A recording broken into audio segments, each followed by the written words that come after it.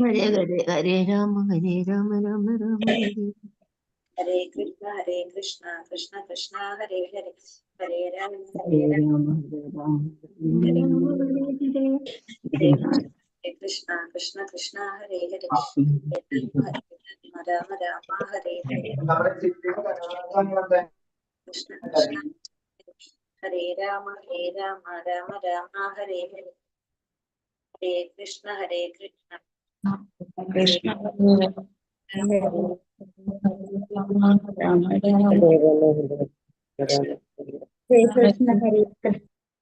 ഹരേ കൃഷ്ണ. എല്ലാവർക്കും പ്രണാമം. ഹരേ കൃഷ്ണ. ഹരേ കൃഷ്ണ. പ്രണാമം. ഓം നമോ ഭഗവതേ വാസുദേവായ. ഓം നമോ ഭഗവതേ വാസുദേവായ. ഓം നമോ ഭഗവതേ വാസുദേവായ. ഓം അജ്ഞാനതിമിരാന്ധസ്യ ജ്ഞാനാഞ്ജനാശലാകയ ചക്ഷുരുന്മീലിതം യേന തസ്മൈ ശ്രീഗുരവേ നമഃ. നമോ വിഷ്ണുപാദായ കൃഷ്ണപ്രേഷ്ഠായ ഭൂതലേ ശ്രീമതേ ഭക്തിവേദാന്ത സ്വാമിനിതി നാമിനേ. നമസ്തേ സാരസ്വതേ ദേവേ ഗൗരവാണി പ്രചാരിണേ നിർവിശേഷ ശൂന്യവാദി പാശ്ചാത്യ ദേശധാരിണേ. ജയ ശ്രീ കൃഷ്ണ ചൈതന്യ പ്രഭു നിത്യാനന്ദ ശ്രീ അദ്വൈത ഗദാധര ശ്രീവാസാദി ഗൗര ഭക്തവൃന്ദ. ഹരേ കൃഷ്ണ കൃഷ്ണ കൃഷ്ണ ഹരേ ഹരേ ഹരേ രാമ രാമ രാമ ഹരേ ഹരേ. ഹരേ കൃഷ്ണ. ശ്രീ ശ്രീ രാധാ ഗോവിന്ദ ടെമ്പിൾ ഇസ്കോൺ മാംഗ്ലൂരിന്റെ 18 ദിവസത്തെ ഭഗവത്ഗീത ക്ലാസ്സിലേക്ക് എല്ലാവർക്കും സ്വാഗതം. ഹരേ കൃഷ്ണ. ഇന്ന് അധ്യായം ഏതാണ്? 15, പുരുഷോത്തമ യോഗം അല്ലെ. പേര് നമ്മൾ ഇന്നലെ ഇട്ടുണ്ടായിരുന്നു. ഇന്നിപ്പോ അധ്യായം 15 ഇന്നാ തുടങ്ങുന്നത് മാത്രം അല്ലെ. അധ്യായം 15 പുരുഷോത്തമ യോഗമാണ് നമ്മുടെ അധ്യായം. പുരുഷോത്തമ യോഗം എന്ന് പറഞ്ഞാല് എന്തിനെ കുറിച്ചാണ് ഈ അധ്യായത്തിൽ പറയുന്നത്? ഭഗവാനെ കുറിച്ച് നമുക്ക് പറഞ്ഞിട്ടുണ്ട്. കുറെ കാര്യങ്ങള് ഭഗവാൻ ഇതില് പറയുന്നുണ്ട്.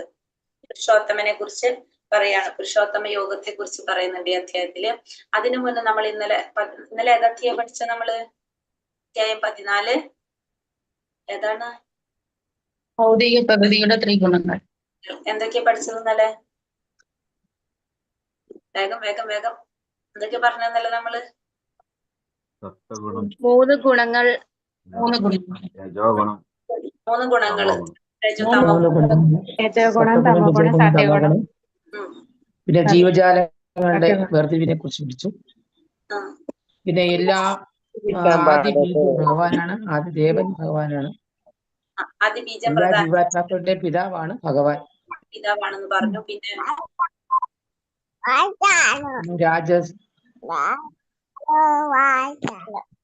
പിന്നെന്താ പഠിച്ചത്? സപ്തഗുണത്തിൽ പെടുന്ന ആൾക്കാര് എപ്പോഴും ജ്ഞാനേന്ദ്രിയങ്ങളുണ്ട്. ഓരോ ഗുണത്തിലുള്ളവരുടെ സ്വഭാവങ്ങൾ പഠിച്ചു. എങ്ങനെയാണ് പറഞ്ഞത്? ജ്ഞാനം കൊണ്ടും പിന്നെ അതുപോലെ തന്നെ പിന്നെന്താ പറഞ്ഞ എന്തുകൊണ്ടാണ് സുഖം കൊണ്ടും ബന്ധിച്ചിരിക്കുകയാണെന്ന് പറഞ്ഞു. ഗുണത്തിലുള്ളവര് കലോദിഷ്ട കർമ്മങ്ങൾ കൊണ്ട് ബന്ധിച്ചിരിക്കുകയാണെന്ന് പറഞ്ഞു. തമോ ഗുണത്തിലുള്ളവരുടെ ആലസ്യം, നിദ്ര, ഇതൊക്കെ കൊണ്ടാണ്. നെറ്റ് പ്രോബ്ലം ഇല്ലാത്തവരും ഒരു മിനിറ്റ് വന്നേച്ചി. നെറ്റിന്റെ പ്രോബ്ലം ഇല്ലാത്തവരും ക്ലാസ്സിൽ, അതായത് പുറത്തൊന്നല്ല അറ്റൻഡ് ചെയ്യാൻ സാധിക്കുന്ന ഒരു വീഡിയോ ഓൺ ആക്കിയിട്ട് അറ്റൻഡ് ചെയ്യട്ടെ ക്ലാസ്. കുറെ പേര് വീഡിയോ ഓഫ് ചെയ്തിട്ടിരിക്കുന്നത്. ക്ലാസ് അറ്റൻഡ് ചെയ്യുമ്പോൾ വീഡിയോ ഓൺ ആക്കിയിട്ട് അറ്റൻഡ് ചെയ്യാം. ഹരേ കൃഷ്ണ. പിന്നെ അത് കഴിഞ്ഞിട്ട് പിന്നെ നമ്മൾ എന്ത് പറഞ്ഞു? 3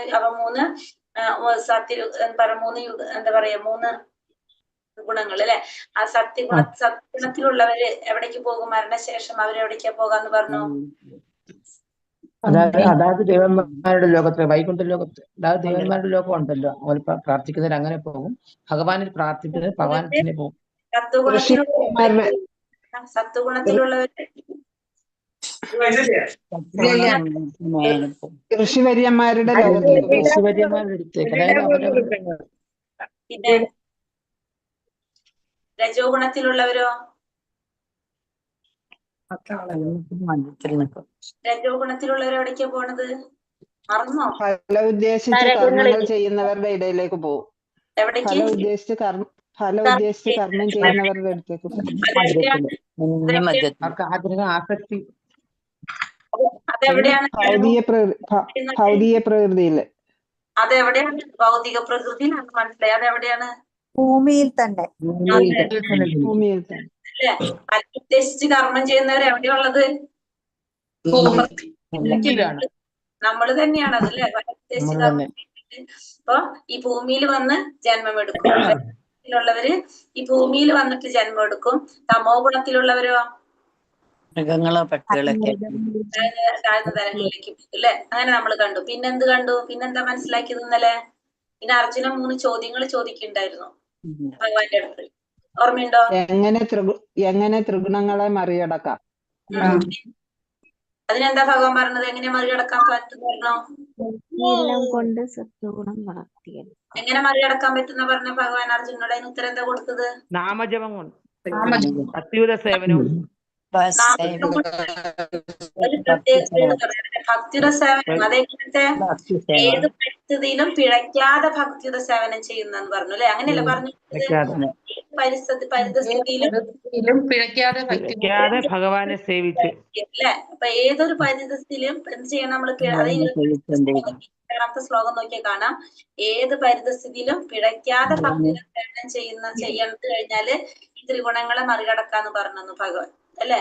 അതായത് നമ്മളിപ്പോ ഒരു ദിവസം എത്ര നേരയില്ലെങ്കിലും ഭക്ഷണം കഴിക്കാണ്ടിരിക്കില്ലല്ലോ.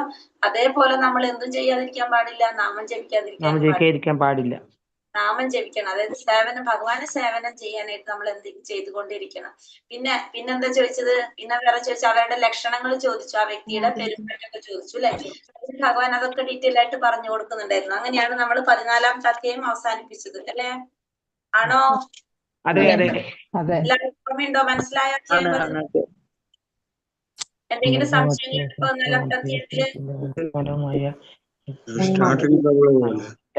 മൂലസ്ഥാനം ഭഗവാനാണ്. ഹരേ കൃഷ്ണ. 14ാമത്തെ അധ്യായം ഓക്കെ ആണോ എല്ലാവരുടെയും? ഓക്കെ.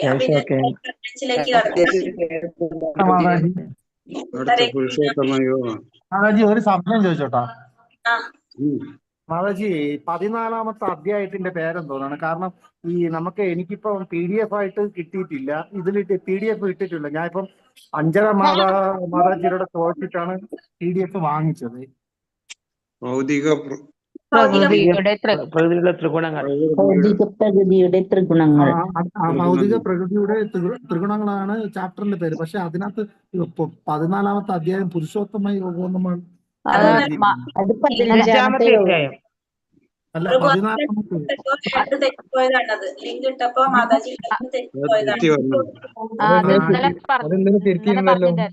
ഇന്നലെ പറഞ്ഞിരുന്നല്ലോ.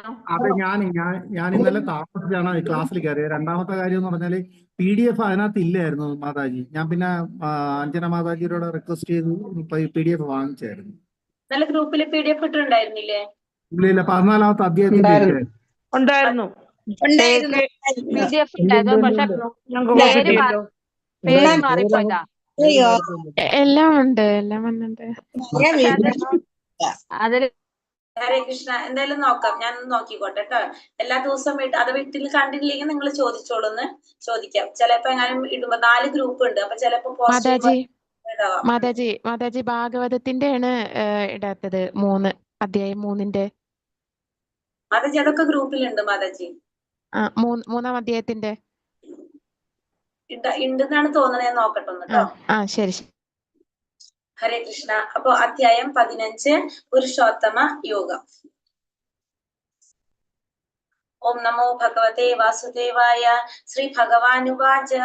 ഊർധമൂലമതശാഖം അശ്വത്ഥം പ്രാഹരവ്യം ഛന്ദാംസി യസ്യ പർണാനി യസ്തം വേദസ്സ വേദവീത്. പരമദിവ്യോത്തമ പുരുഷൻ പറഞ്ഞു, വേരുകൾ മേൽപോട്ടും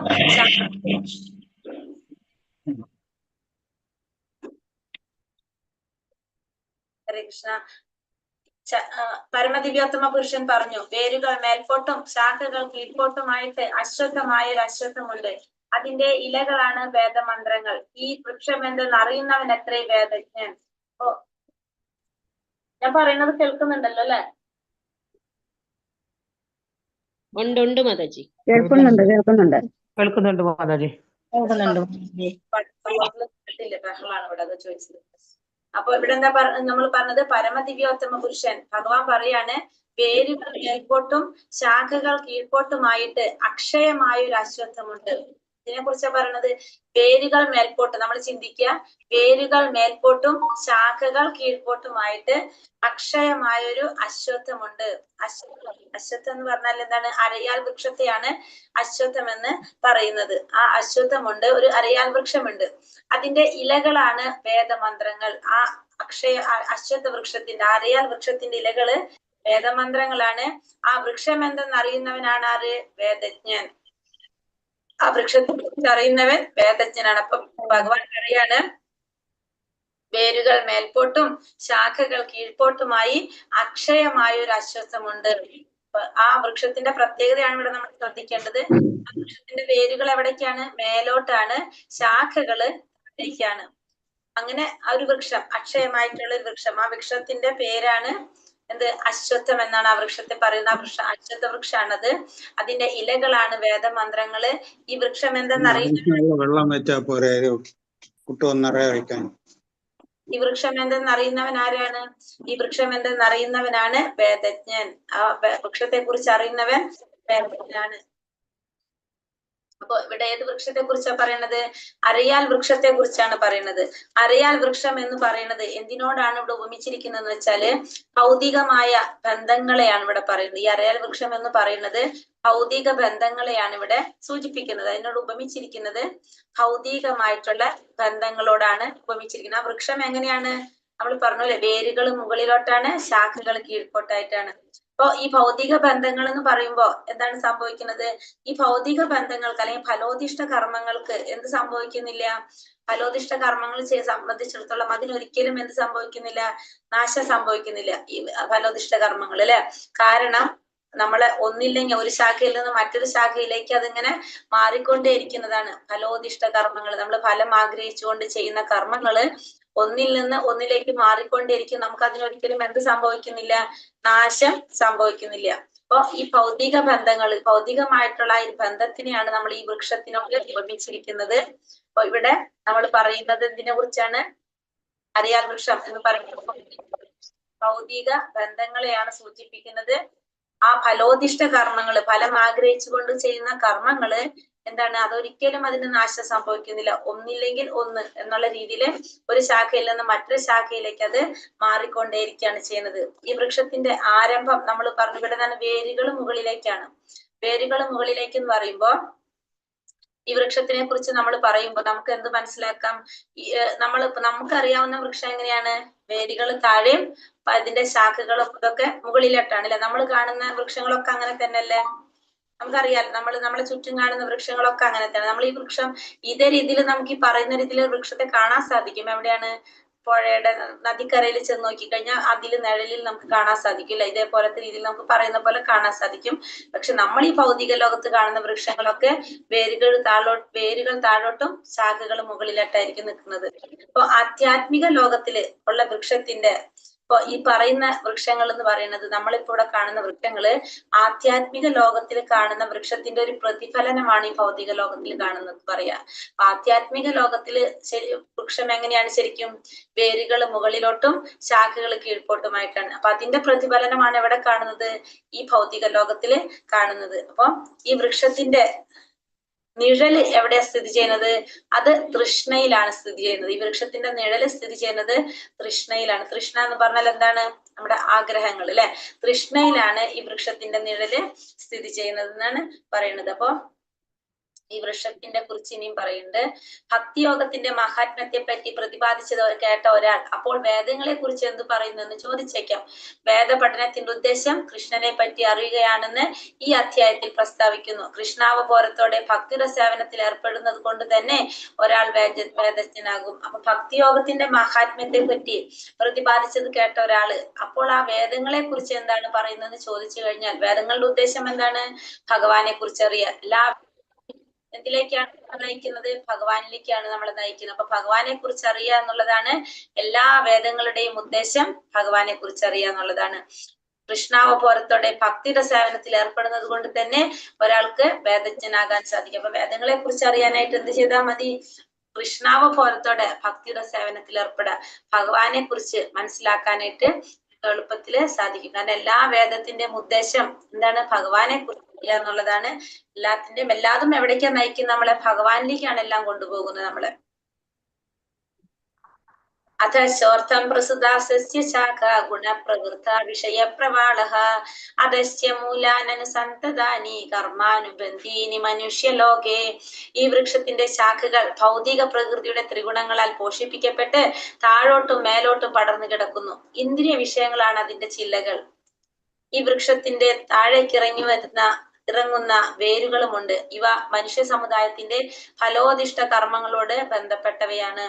അപ്പൊ ഈ വൃക്ഷത്തിന്റെ ശാഖകൾ എന്ന് പറയുന്നത് എന്താണ്? ഭൗതിക പ്രകൃതിയുടെ ത്രിഗുണങ്ങളാൽ പോഷിപ്പിക്കപ്പെട്ട് താഴോട്ടും മേലോട്ടും പടർന്നു കിടക്കുന്നതാണ്. അപ്പൊ ഇതിന്റെ ശാഖകള് ത്രിഗുണങ്ങളാൽ പോഷിപ്പിക്കപ്പെട്ട്, സാധാരണ വൃക്ഷത്തിന് പോഷണം കിട്ടുന്നത് എവിടെ നിന്നാണ്? സാധാരണ വൃക്ഷത്തിന് എങ്ങനെയാ പോഷണം കിട്ടുന്നത്? വെള്ളത്തിൽ നിന്ന് അല്ലെ? നമ്മൾ വെള്ളം ഒഴിക്കുമ്പോഴാണ് ആ വൃക്ഷങ്ങൾ വലുതായി വരുന്നത്. അപ്പൊ സാധാരണ വൃക്ഷങ്ങൾക്ക് പോഷണം കിട്ടുന്നത് വെള്ളത്തിൽ നിന്നാണ്. പക്ഷെ ഇവിടെ ഈ പറഞ്ഞ വൃക്ഷങ്ങൾക്ക് എവിടെ നിന്നാണ് പോഷണം കിട്ടുന്നത്? ഭൗതിക പ്രകൃതിയുടെ ത്രിഗുണങ്ങളാലാണ് പോഷണം കിട്ടുന്നത്. അത് താഴോട്ടും മേലോട്ടും പടർന്നു കിടക്കുന്നു. ഇന്ദ്രിയ വിഷയങ്ങളാണ് അതിന്റെ ചില്ലകൾ. ഇതിന്റെ ചില്ലകൾ എന്ന് പറയുന്നത് എന്താണ്? ഇന്ദ്രിയ വിഷയങ്ങളാണ് ഇതിന്റെ ചില്ലകൾ എന്ന് പറയുന്നത്. ഈ വൃക്ഷത്തിന് താഴേക്ക് ഇറങ്ങുന്ന വേരുകളുമുണ്ട്. ഇവ മനുഷ്യ സമുദായത്തിന്റെ ഫലോദിഷ്ട കർമ്മങ്ങളോട് ബന്ധപ്പെട്ടവയാണ്. അപ്പൊ ഇതിന് താഴേക്ക് ഇറങ്ങുന്ന വേരുകളുമുണ്ട്. അതെങ്ങനെയാണ്? മനുഷ്യ സമുദായത്തിന്റെ ഫലോദിഷ്ട കർമ്മങ്ങളോടാണ് ഇത് ബന്ധപ്പെട്ട് കിടക്കുന്നത്. അപ്പൊ നമ്മളിപ്പോ പറയാണ് ഈ വൃക്ഷത്തെ കുറിച്ച് നമുക്ക് പറയുമ്പോ നമ്മൾ പറഞ്ഞു ഈ വൃക്ഷം എവിടെ നിന്നാ സ്റ്റാർട്ട് ചെയ്യണമെന്ന് പറഞ്ഞു. ഇതിന്റെ ശാഖകള് എന്താ പറയാ, വേര് മുകളിൽ നിന്നാണ്, ബാക്കി ശാഖകള് താഴേക്കാണെന്ന് പറഞ്ഞില്ല. അപ്പൊ ഈ ഒരു വൃക്ഷം ഒരിക്കലും എവിടെ നമുക്ക് ഈ വൃക്ഷം കാണാൻ സാധിക്കില്ല. നമ്മളെ ഈ ഭൗതിക ലോകത്ത് ഈ വൃക്ഷത്തിന്റെ ആദ്യം കാണാൻ പറ്റില്ല, അല്ല ആദ്യം അവസാനം നമുക്കിവിടെ കാണാനായിട്ട് സാധിക്കില്ല. കാരണം ഇപ്പൊ നമ്മള് ഈ എന്താ പറയാ, നമ്മളിപ്പോ 14 ലോകങ്ങളില് ഈ 14 ലോകങ്ങൾ നമ്മൾ എവിടെയാണ് നിൽക്കുന്നത്? നമ്മൾ ഏകദേശം സെന്ററിലാണ് വരുന്നത് അല്ലെ? നമ്മള് 7ാമത്തെ ലോകമാണ് ഭൂലോകം വരുന്നത്. 7ാമത്തെ ലോകമാണ് ഭൂലോകം വരുന്നത്. സെന്ററിലാണ് വരുന്നത്. ഈ 14 ലോകങ്ങൾ, അതിന്റെ താഴെയുണ്ട് ലോകങ്ങള്, ഉപരിലോകങ്ങളുണ്ട്, താഴ്ന്ന ലോകങ്ങളുണ്ട്. താഴെയുണ്ട് ലോകങ്ങൾ, നമ്മൾ സെന്ററിലാണ് വരുന്നത്. അപ്പൊ നമ്മൾ ഈ ഒരു വൃക്ഷത്തെ കുറിച്ച് പറഞ്ഞു കഴിഞ്ഞാല്, ഹരേ കൃഷ്ണ, ഈ ഒരു മിനിറ്റ്,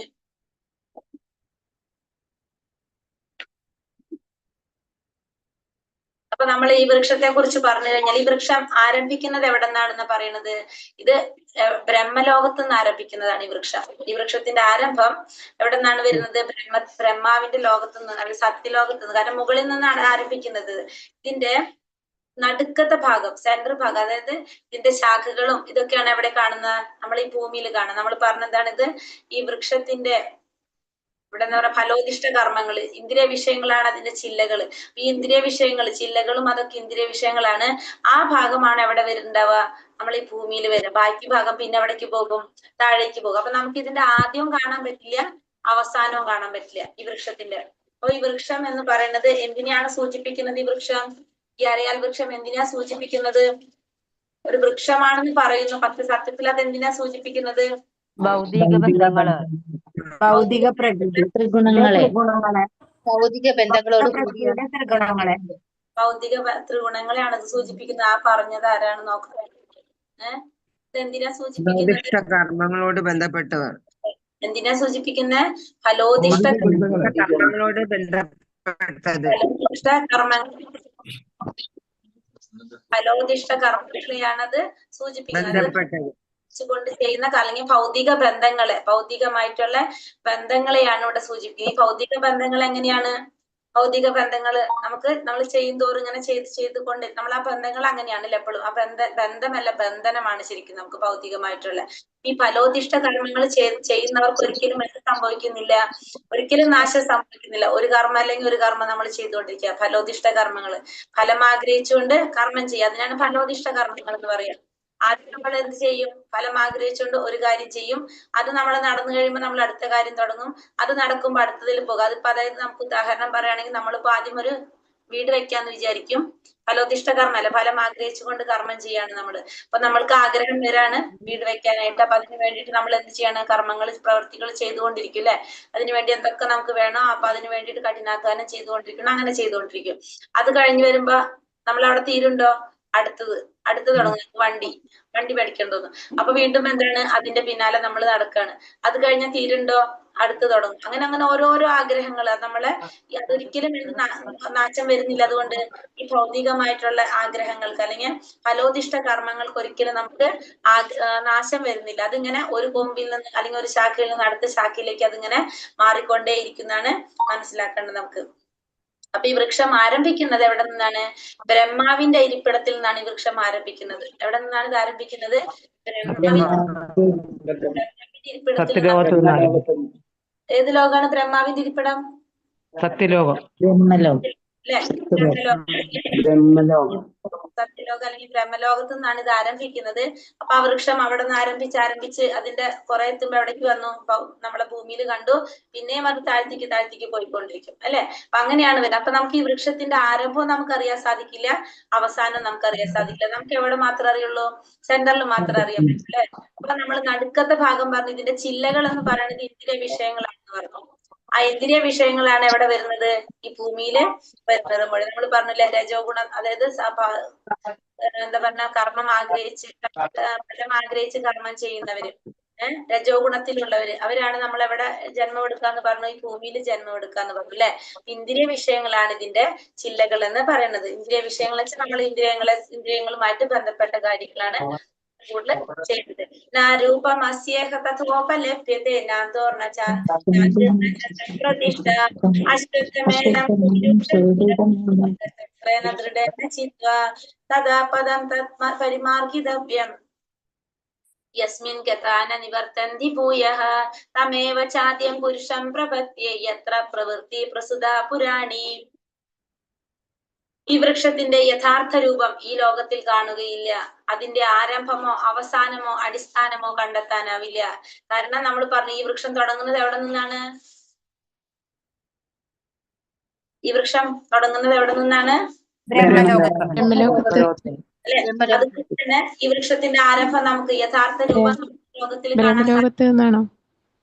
എവിടെ? ബ്രഹ്മാവിന്റെ ലോകത്തു നിന്ന്. ഭൗതിക ലോകത്തില് ഫസ്റ്റ് ലോകം ഏതാണ്? 14 സത്യലോകം അല്ലെങ്കിൽ ബ്രഹ്മലോകം. അതാണ് ആദ്യത്തെ ലോകം. സത്യലോകം അല്ലെങ്കിൽ ബ്രഹ്മലോകം അല്ലെങ്കിൽ സത്യലോകത്തു നിന്നാണ് ഈ വൃക്ഷത്തിന്റെ ആരംഭം. അത് തുടങ്ങുന്നത് അവിടെ നിന്നാണ്. അപ്പൊ അതുകൊണ്ട് തന്നെ ഇതിന്റെ യഥാർത്ഥ രൂപം നമുക്ക് എവിടെ കാണാൻ സാധിക്കില്ല? നമ്മളെ ഇവിടെ ഭൗതിക ലോക ഭൂമിയിൽ കാണാനായിട്ട് സാധിക്കില്ല. വേരുറച്ചുയർന്ന ഈ വൃക്ഷത്തെ ദൃഢനിശ്ചയത്തോടെ വിരക്തിയാകുന്ന ആയുധത്താൽ ഛേദിച്ച് കളയണം. എന്നിട്ട് എവിടെ തിരിച്ചു കളവില്ല. മരണാതീത കാലം മുതൽക്കെയുള്ള എല്ലാറ്റിന്റെയും ഉറവിടമായ പരമപുരുഷന് സ്വയം സമർപ്പിക്കണം. അപ്പോ ഈ വൃക്ഷത്തിന്റെ യഥാർത്ഥ രൂപം നമുക്ക് ഈ ലോകത്തിൽ കാണാൻ സാധിക്കില്ല. ഇതിന്റെ ആരംഭവും അവസാനവും അടിസ്ഥാനവും ഒന്നും നമുക്ക് കാണാനായിട്ട് സാധിക്കില്ല. ഉയർന്ന ഈ വൃക്ഷത്തെ വേരുറച്ചുയർന്ന ഈ വൃക്ഷം, അതായത് എന്തിനോടാണ് പറയുന്നത്? വേരുറച്ചുയർന്ന വൃക്ഷം എന്താണ്?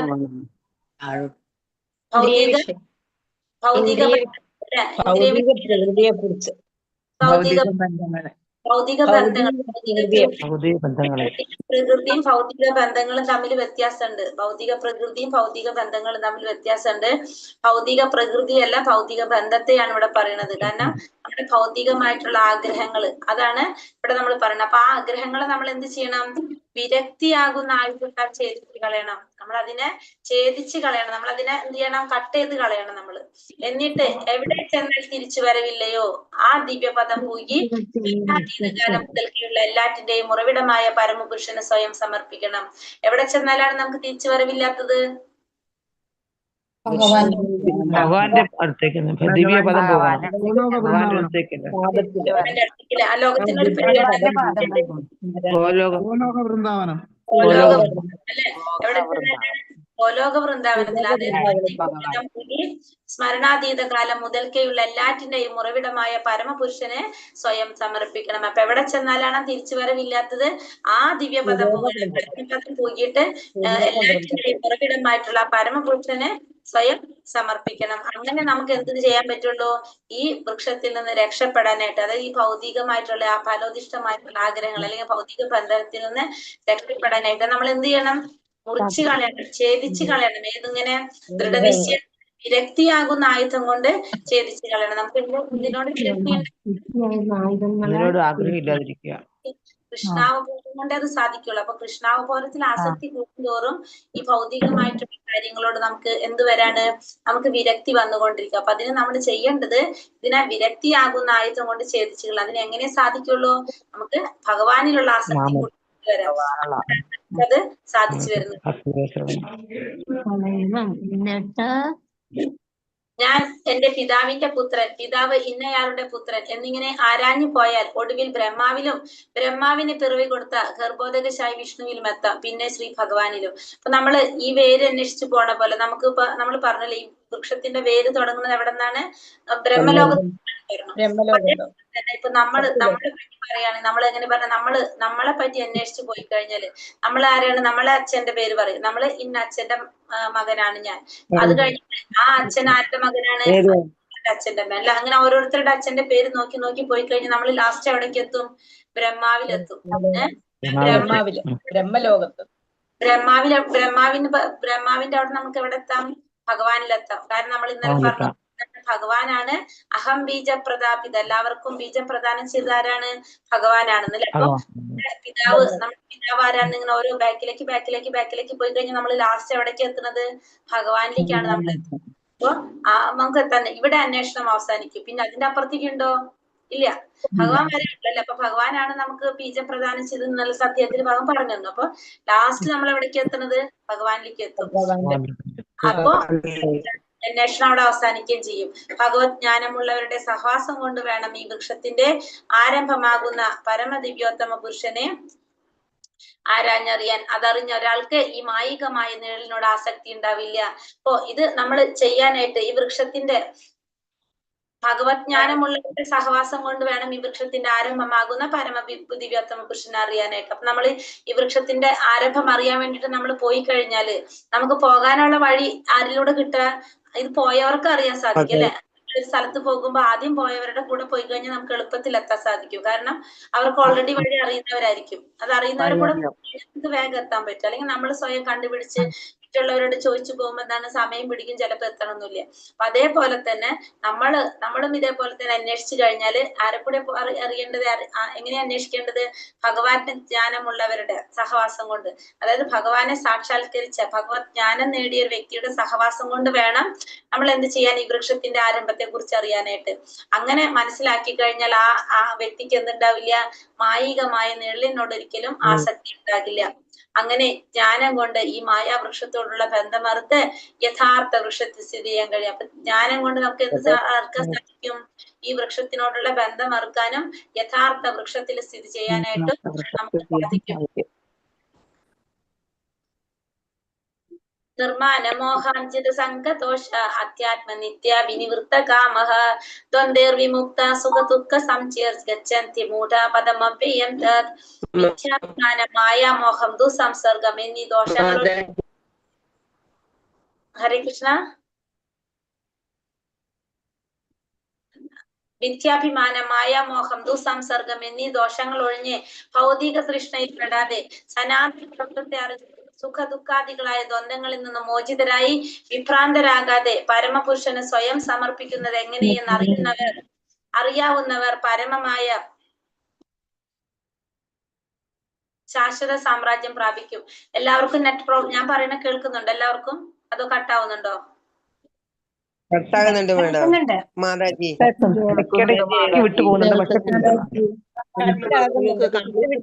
പറ്റണില്ല, നെറ്റ് പ്രോബ്ലം ആയിരിക്കും.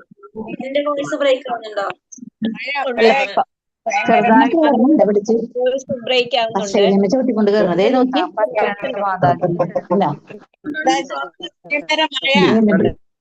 ശരി, ഞാനിവിടെ എന്റെ വീഡിയോ ഓഫ് ചെയ്തിട്ടുണ്ട്. ഇപ്പൊ എന്റെ പ്രോബ്ലം ആണെങ്കിൽ ഇപ്പൊ സോൾവ് ആയിട്ടുണ്ടാവും, നോക്കിക്കോളൂ കേട്ടാ. അപ്പൊ ഇവിടെ മിഥ്യാഭിമാനം, മായാമോഹം, ദുസംസർഗം എന്നീ ദോഷങ്ങൾ ഒഴിഞ്ഞ് ഭൗതിക തൃഷ്ണയിൽ പെടാതെ സനാതന തത്വത്തെ അറിഞ്ഞ് സുഖ ദുഃഖാദികളായ ദ്വന്ദ്ങ്ങളിൽ നിന്ന് മോചിതരായി വിഭ്രാന്തരാകാതെ പരമപുരുഷന് സ്വയം സമർപ്പിക്കുന്നത് എങ്ങനെയെന്ന് അറിയാവുന്നവർ പരമമായ ശാശ്വത സാമ്രാജ്യം പ്രാപിക്കും. അപ്പൊ എന്തൊക്കെയാ പറഞ്ഞത്? ഒന്ന് മിഥ്യാഭിമാനം, മായാമോഹം, ദുസംസർഗം. മിഥ്യാഭിമാനം എന്ന് വെച്ചാൽ എന്താണ്? മിഥ്യാഭിമാനം, മായാമോഹം എന്ന് വെച്ചാൽ എന്താണ്? മിഥ്യ, വെറുതെ ഞാൻ എന്ന ഭാവം മിഥ്യാഭിമാനം, അതായത് മോഹം ഞാനാണ് വലുത് എന്നെ ബഹുമാനിക്കണം എല്ലാരും.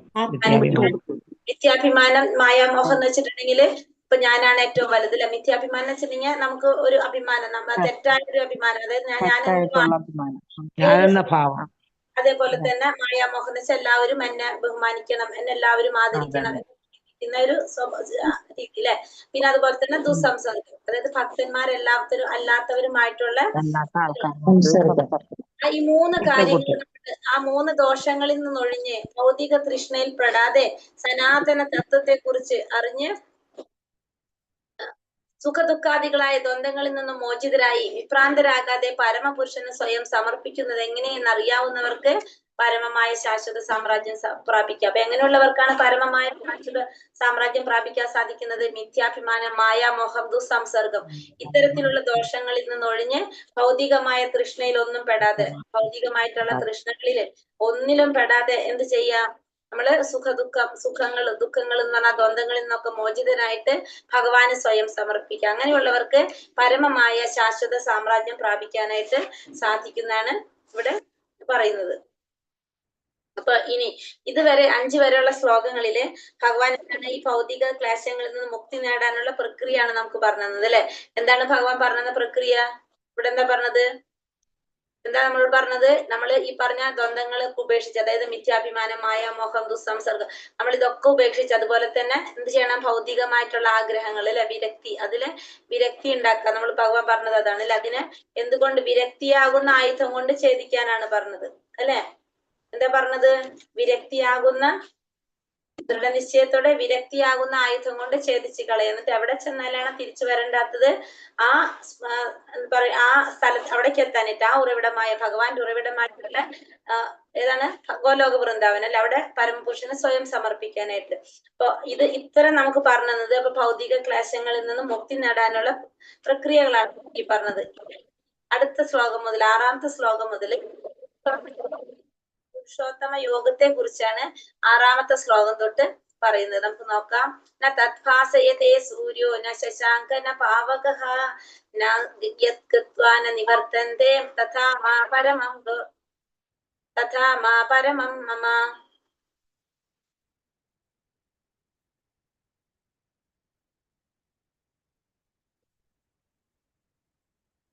ഒരു സെക്കൻഡ്.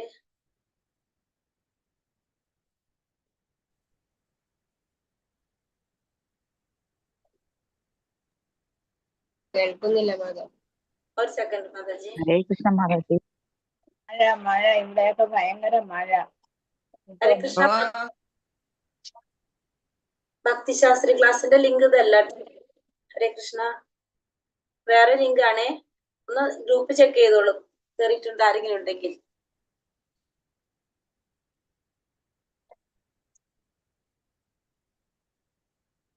ഹരേ കൃഷ്ണ. ഇത് ലെവൽ 1ന്റെ ക്ലാസ് ആണ്. ഹരേ കൃഷ്ണ. ന തത്ഭാസയതേ സൂര്യോ ന ശശാങ്കോ ന പാവകഃ യത്കൃത്വാ ന നിവർത്തന്തെ തഥാ മാ പരമം മമ. എന്താ ഇവിടെ പറയുന്നത്? ഭഗവാൻ എന്താ പറഞ്ഞ? തത്ഭാസയതേ സൂര്യോ ന ശശാങ്കോ ന പാവകഃ യത്കൃത്വാ ന നിവർത്തന്തെ തഥാ മാ പരമം മമ. ഭഗവാൻ പറയാണ്, പരമമായ എന്റെ ആവാസസ്ഥാനത്ത് സൂര്യചന്ദ്രന്മാരോ അഗ്നിയോ വൈദ്യുതിയോ വെളിച്ചം വീശുന്നില്ല. അവിടെ ചെന്നെത്തിയവർ ഒരിക്കലും ഭൗതിക ലോകത്തിലേക്ക് തിരിച്ചു വരില്ല. അപ്പൊ ഇവിടെ ഭഗവാൻ പറയുന്നത് എന്താണ്? പരമമായ എന്റെ ആവാസസ്ഥാനത്ത് സൂര്യനോ ചന്ദ്രനോ അഗ്നിയോ ഒന്നും വെളിച്ചം വീശുന്നില്ല, വൈദ്യുതി ഒന്നും വെളിച്ചം വീശുന്നില്ല. അവിടെ ചെന്നെത്തിയവർ ഒരിക്കലും ഭൗതിക ലോകത്തിലേക്ക് തിരിച്ചു വരുന്നില്ല. അപ്പൊ ഭഗവാന്റെ ആവാസസ്ഥാനത്ത് സൂര്യനും ചന്ദ്രനും അഗ്നിയും വൈദ്യുതിയും ഒന്നും വെളിച്ചം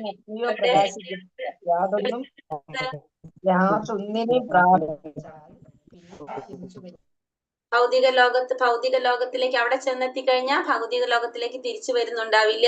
പിന്നെ അത് മാത്രല്ല, അവിടെ വെളിച്ചം കിട്ടുന്നത് എങ്ങനെയാണ്? ഭഗവാന്റെ പരമമായ ആവാസസ്ഥാനത്ത് എങ്ങനെയാണ്? ഭഗവാന്റെ ലോകത്ത് വെളിച്ചം എങ്ങനെ കിട്ടുന്നത്? ഭഗവാന്റെ തേജസ്സും ഉണ്ട്. ഭഗവാന്റെ ബ്രഹ്മജ്യോതി. തേജസ്സിന് ഒരു പേരുണ്ടല്ലോ, എന്താണ്?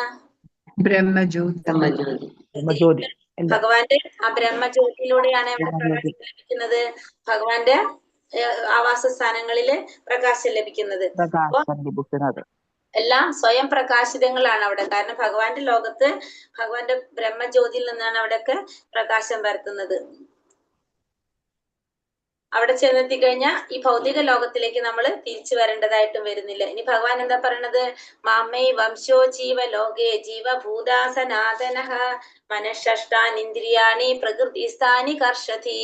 എന്റെ ശാശ്വത അംശങ്ങളാണ് ഈ ലോകത്തിലുള്ള വ്യക്തരായ സകല ജീവസത്തുകളും.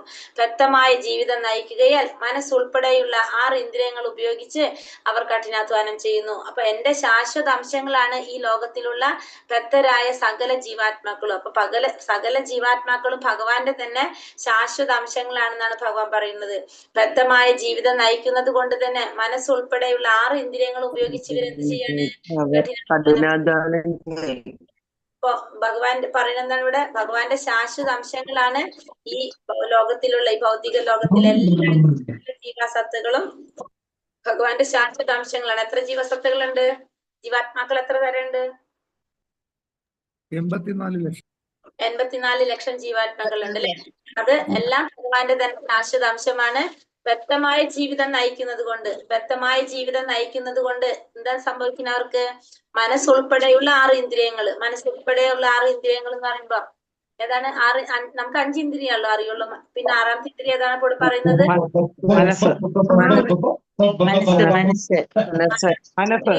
മനസ്സ്. ആ മനസ്സും കൂടിയിട്ടുള്ള ഇന്ദ്രിയങ്ങൾ 5 കൂടിയിട്ട്. അപ്പൊ 6 ഇന്ദ്രിയങ്ങൾ കൊണ്ട് എന്താണ്? അവര് കഠിനാധ്വാനം ചെയ്യാണ് ചെയ്യുന്നത്. അവര് എന്ത് ജീവിതം നയിക്കുന്നത്? ഹരേ കൃഷ്ണ. ഇവിടെ എങ്ങനെയാണ് അവർ ജീവിക്കുന്നത് പറഞ്ഞാൽ വ്യക്തമായ ജീവിതം നയിച്ചുകൊണ്ടിരിക്കുകയാണ് അവര്. ഈ ഒരു ഭൗതിക ലോകത്തിൽ അവർ എങ്ങനെയാണ്? ബന്ധനത്തിലാണ് ശരിക്കും ഇവിടെ ഈ ഭൗതിക ലോകത്തില്. എന്നിട്ട് അവരെന്ത് ചെയ്തിരിക്കണം? അവര് കഠിനാധ്വാനം ചെയ്തുകൊണ്ടിരിക്കുകയാണ്. 6 ഇന്ദ്രിയങ്ങളും ഉപയോഗിച്ച് കഠിനാധ്വാനം ചെയ്തിരിക്കുന്നത്. ഇവരാരാണ്? ഭഗവാന്റെ ശാശ്വത അംശങ്ങളാണിത്. അപ്പൊ ഭഗവാന്റെ ശാശ്വത അംശങ്ങളാണിത്. ശരിക്കും ജീവാത്മാക്കൾ എന്ന് പറയുന്നത്, ജീവാത്മാക്കളോ എല്ലാതും നമ്മൾ ഈ പറഞ്ഞ 84 ലക്ഷം ജീവാത്മാക്കൾ വരും. പിന്നെ അതുപോലെ തന്നെ എന്താ പറയാ, നമ്മള് ദേവന്മാർ, ഇവരൊക്കെ എല്ലാവരും ഭഗവാന്റെ തന്നെ അംശങ്ങളാണ്, ജീവാത്മാക്കളാണ്. പക്ഷെ നമ്മളും ഭഗവാനും തമ്മിലുള്ള വ്യത്യാസം എന്ന് പറയുന്നത്, നമ്മളും ഭഗവാനും ഗുണത്തില് ഒരുപോലെയാണ്, അളവിലാണ് വ്യത്യാസം വരുന്നത്. നമ്മൾ ഭഗവാന്റെ ഗുണത്തില് തുല്യമാണ്, അളവില് വ്യത്യാസം. ഗുണത്തില് തുല്യം എന്ന് പറയുമ്പോ ഇപ്പൊ നമുക്ക് ഒരു ഉദാഹരണം പറഞ്ഞാല്, കടലിലെ ജലം അതിലൊരു ബക്കറ്റ് വെള്ളം നമ്മൾ എടുത്തു കഴിഞ്ഞാൽ, ഒരു ബക്കറ്റിൽ വെള്ളമുണ്ട്, കടലിൽ ഇങ്ങനെ പരന്ന് എടുക്കുക വെള്ളം അല്ലെ. ആ കടലിലെ ജലവും ആ ബക്കറ്റിലെ വെള്ളം അളവിൽ ഒരേപോലെയാണോ? അല്ല. പക്ഷെ കടലിലെ ജലത്തിന് എന്ത് രസാണ്? ബക്കറ്റിലുള്ള കുറച്ച് വെള്ളത്തിനും എന്ത് രസാണ്? അപ്പൊ അതാണ് ഗുണത്തിൽ രണ്ടും എങ്ങനെയാണ്? ഒരേപോലെയാണ്. എങ്ങനെയായിരിക്കും അത്?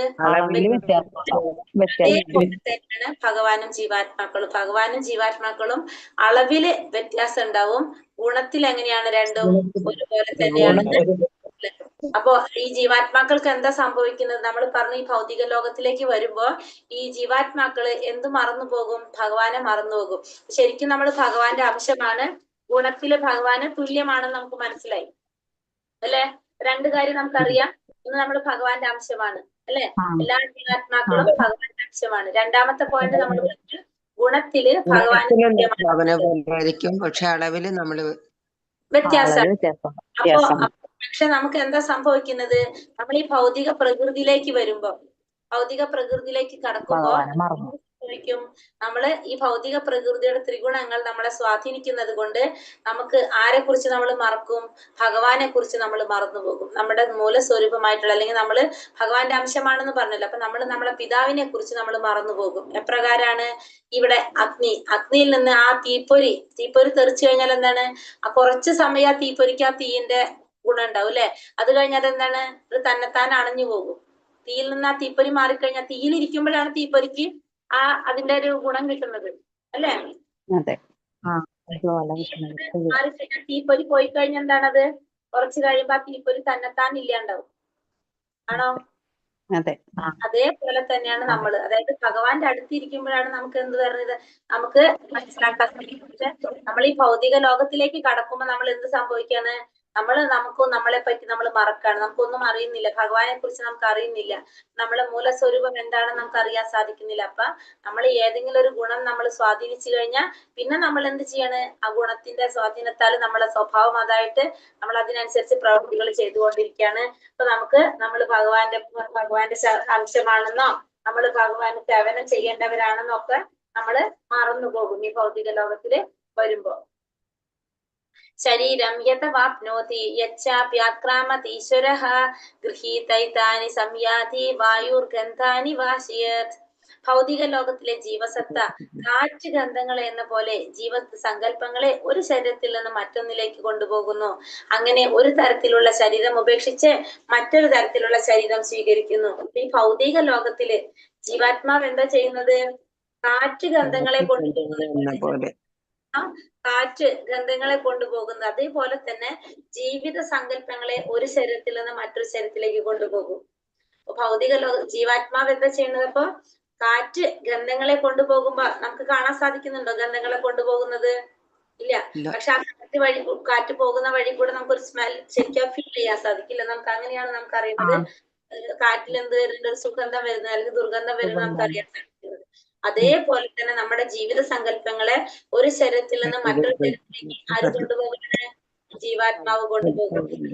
ഒരു തരത്തിലുള്ള ശരീരം ഉപേക്ഷിച്ച് മറ്റൊരു തരത്തിലുള്ള ശരീരം സ്വീകരിക്കുന്നു. ഈ ഭൗതിക ലോകത്തിലെ ജീവാത്മാവ് അപ്പൊ എന്താ ചെയ്യുന്നത്? ജീവാത്മാവ് നമ്മുടെ ശരീരത്തിൽ ഉപയോഗിക്കാൻ പറ്റാതെ വരുമ്പോ, നമ്മള് ശരീരം ഉപയോഗിക്കാൻ പറ്റാതെ വരുമ്പോ ആ ജീവാത്മാവ് എന്ത് ചെയ്യും? ആ ശരീരം വിട്ട് അടുത്ത ശരീരത്തിലേക്ക് പോകും. അങ്ങനെ പോകുമ്പോ ആ ജീവിത സങ്കല്പങ്ങളെ കൂടിയിട്ട് അതിലേക്ക് കൊണ്ടുപോകും. അതായത് നമുക്ക് ശരിക്കും രണ്ട് തരത്തില് ശരീരം നമുക്ക് അടുത്ത ശ്ലോകത്തിൽ വരുന്നത് ഇവിടെ പറയാ. ശ്രോത്രം ചക്ഷു സ്പർശനം ച രസനം ഘ്രാണം ഏവച അധിഷ്ഠായ മനശ്ചായം വിഷയാനുപസേവതേ. ഇപ്രകാരം മറ്റൊരു സ്ഥൂല ശരീരം കൈക്കൊള്ളുന്ന ജീവസത്ത മനസ്സിണങ്ങിയ അഞ്ചിന്ദ്രിയങ്ങള് കണ്ണ്, ചെവി, നാവ്, ത്വക്ക് എന്നിവ സ്വീകരിക്കുകയും അവയിലൂടെ ഒരു കൂട്ടം ഇന്ദ്രിയ വിഷയങ്ങളെ ആസ്വദിക്കുകയും ചെയ്യുന്നു. അപ്പോ നമുക്ക് ശരിക്കും രണ്ട് ശരീരം നമുക്കുണ്ട്. ഒന്ന് സൂക്ഷ്മ ശരീരം, ഒന്ന് സ്ഥൂല ശരീരം. സൂക്ഷ്മ ശരീരമുണ്ട്, സ്ഥൂല ശരീരമുണ്ട്. അപ്പൊ ഈ സ്ഥൂല ശരീരം എന്ന് പറയുന്നത് നമ്മൾ ഈ പഞ്ചഭൂതങ്ങൾ കൊണ്ട് നിർമ്മിച്ച നമ്മൾ ഈ ശരീരത്തിനെയാണ് എന്ത് പറയുന്നത്? സ്ഥൂല ശരീരം എന്ന് പറയുന്നത്. അതാണ് നമ്മുടെ സ്ഥൂല ശരീരം. അതെന്താണ്? ആ ജീവാത്മാവ് നമ്മളിൽ നിന്ന് പോയി കഴിഞ്ഞാൽ സ്ഥൂല ശരീരം പിന്നെ നമ്മൾ ഇവിടത്തെ നശിപ്പിച്ച് കളയുന്നതാണ് ഈ സ്ഥൂല ശരീരം. അത് കൂടാതെ നമുക്കൊരു സൂക്ഷ്മ ശരീരം ഉണ്ട്. ഈ സൂക്ഷ്മ ശരീരം എന്ന് പറയുന്നത് മനസ്സ്, ബുദ്ധി, മിഥ്യ, അഹങ്കാരം അത് കൂടിയതാണ് എന്ത്? നമ്മുടെ സൂക്ഷ്മ ശരീരം. അപ്പോ നമ്മൾ ഈ സ്ഥൂല ശരീരം നശിച്ചു പോയി കഴിഞ്ഞാൽ ജീവാത്മാവ് ഈ മനസ്സ്, ബുദ്ധി, മിഥ്യാഹങ്കാരം കൂടിയുള്ള ആ സൂക്ഷ്മ ശരീരവുമായിട്ടാണ് എവിടേക്ക് പോകുന്നത്? ഭഗവാന്റെ അടുത്തേക്ക് പോകുന്നത്. അതായത് ഉന്നത ലോകങ്ങളിലേക്ക് പോകുന്നത്. അങ്ങനെ അതിനുശേഷമാണ് നമ്മൾക്ക് ചെല്ലുമ്പോഴേക്കും എന്താണ്? നമുക്ക് അടുത്ത ശരീരം അവിടെ റെഡി ആയിട്ടുണ്ടാവും അല്ലെ? അപ്പൊ അതിനനുസരിച്ചാണ് അടുത്തൊരു ശരീരം സ്വീകരിക്കുന്നതും ഒക്കെ നടക്കുന്നത്. അപ്പൊ ഇവിടെ പറഞ്ഞു വരുന്നത് എന്താണ്? അങ്ങനെ അടുത്തൊരു ശരീരം കിട്ടുമ്പോ ഈ ജീവാത്മാവ് എന്താ ചെയ്യുന്നത്? ആ ശരീരത്തിലും എന്തുണ്ടാവും? ഇന്ദ്രിയങ്ങൾ ഉണ്ടാവും അല്ലെ? വീണ്ടും ആ ഇന്ദ്രിയ വിഷയങ്ങൾ ഉപയോഗിച്ചുകൊണ്ട് എന്താണ്? ആസ്വദിച്ചുകൊണ്ടിരിക്കുകയാണ് ചെയ്യുന്നത്. അടുത്തൊരു ശരീരം സ്വീകരിച്ച് അവിടെ ഇന്ദ്രിയങ്ങളെ സ്വീകരിച്ച് ഒരു ഇന്ദ്രിയ വിഷയങ്ങളെ ആസ്വദിച്ചു കൊണ്ടിരിക്കുകയാണ് ആര് ചെയ്തുകൊണ്ടിരിക്കുന്നത്?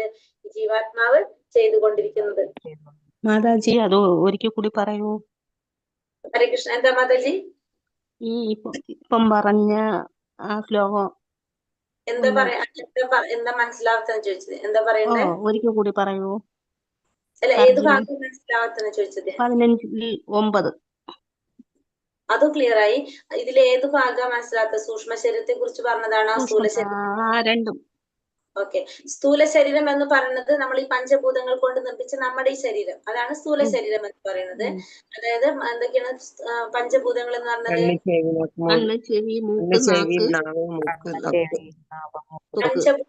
പഞ്ചഭൂതങ്ങൾ എന്ന് പറഞ്ഞ എന്താണ്? ശരീരം നിർമ്മിച്ചിരിക്കുന്ന എന്തെല്ലാം കൊണ്ടാണ്? വായു, ആകാശം, പഞ്ചഭൂതങ്ങൾ ആകാശം, ഭൂമി, വായു, അത് അഗ്നിജലം ജലം, അഗ്നി, വായു, ആകാശം. ഇതാണ് പഞ്ചഭൂതം എന്ന് പറയുന്നത്. ഈ പഞ്ചഭൂതങ്ങൾ കൊണ്ട് നിർമ്മിച്ചതാണ് എന്ത് നമ്മുടെ ശരീരം എന്ന് പറയുന്നത്. അത് അതിനുശേഷം ആ ശരീരം എങ്ങനെയാണ് ഇവിടെ തന്നെ ലയിച്ചു പോകാനുള്ളതാണ് ഈ ശരീരം. നമ്മൾ ആ ശരീരം നമുക്കറിയാലോ, അതിന് ആ ജീവാത്മാവ് പോയി കഴിഞ്ഞാൽ നമുക്ക് ആ ശരീരം അവിടെ വെക്കാൻ പറ്റുമോ? സൂക്ഷിച്ച് പറ്റില്ല. തന്നെത്താൻ അത് കേടായിക്കൊണ്ടിരിക്കും. അപ്പൊ ആ ശരീരം എന്ന് പറയുന്നത് പഞ്ചഭൂതങ്ങൾ കൊണ്ട് നിർമ്മിച്ചതാണ്. അതിന് ചേതന നൽകുന്നത് ആര്? ജീവാത്മാവ്. ആ ചേതന നൽകുന്നതാണ് ജീവാത്മാവ്. ആ ചേതന ഉണ്ടെന്ന് നമുക്ക് മനസ്സിലാക്കാൻ സാധിക്കുമ്പോഴാണ് നമ്മൾ പ്രവർത്തിക്കുന്നത്.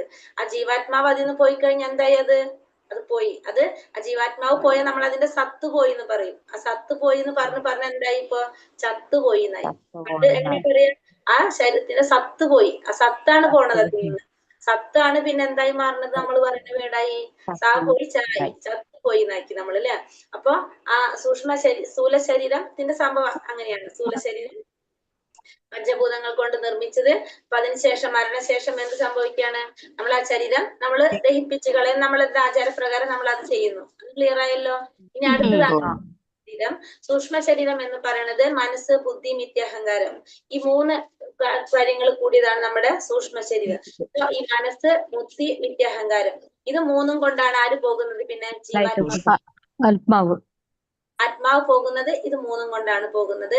അപ്പൊ അതനുസരിച്ച് അത് പോകുമ്പോ നമുക്ക് നമ്മളെ ചെയ്ത കർമ്മത്തിനനുസരിച്ച് നമുക്ക് ശരീരം റെഡി ആയിട്ടുണ്ടാവും. അപ്പൊ പിന്നെ അതിന് ശേഷം പിന്നെ അതിൽ ചെന്നിട്ട് അത് പ്രവർത്തിച്ച് വരാണ് ചെയ്യുന്നത്. അങ്ങനെയാണ് അടുത്ത ശരീരം നമുക്ക് കിട്ടി. നമ്മൾ പിന്നെ അതിന്റെ കുറച്ചും കൂടി കൺഫ്യൂഷൻ ഉണ്ട് അത് പറയാനായിട്ട്. അതിപ്പോ കാരണം മനസ്സ്, ബുദ്ധി, മിഥ്യാഹങ്കാരം, പിന്നെ എത്തുമ്പോ എന്താ? മിഥ്യാഹങ്കാരം മിഥ്യ മാറി നമ്മൾ എന്താ? അഹങ്കാരമായിട്ട് മാറും. അപ്പൊ നമുക്ക് അഹംഭാവം മാറാണ്. നമ്മള് മിഥ്യാഹംഭാവം മാറിയിട്ട് നമുക്ക് മനസ്സിലാകും ആരാണെന്ന്. നമ്മള് മിഥ്യ മാറിപ്പോകും അവിടെ നമുക്ക് അങ്ങോട്ട് കടക്കുമ്പോഴേക്കും.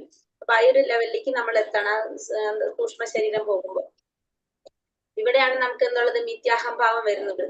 അവിടേക്ക് എത്തുന്തോറും നമ്മൾ എന്താ? മിഥ്യ നമ്മളിത് മാറി മാറിയിട്ട് നമുക്ക് ആരാണെന്ന് മനസ്സിലാവും. നമ്മൾ ഭഗവാന്റെ അംശമാണെന്നുള്ളത്, നമ്മളൊന്നും അല്ല എന്നുള്ളത് നമുക്ക് ക്ലിയർ ആവും.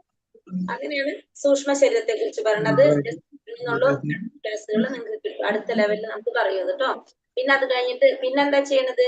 അപ്പൊ നമ്മള് ജീവാത്മാവിന് ഒരു ശരീരം കിട്ടും. അടുത്തൊരു ശരീരം ജീവാത്മാവ് സ്വീകരിക്കും.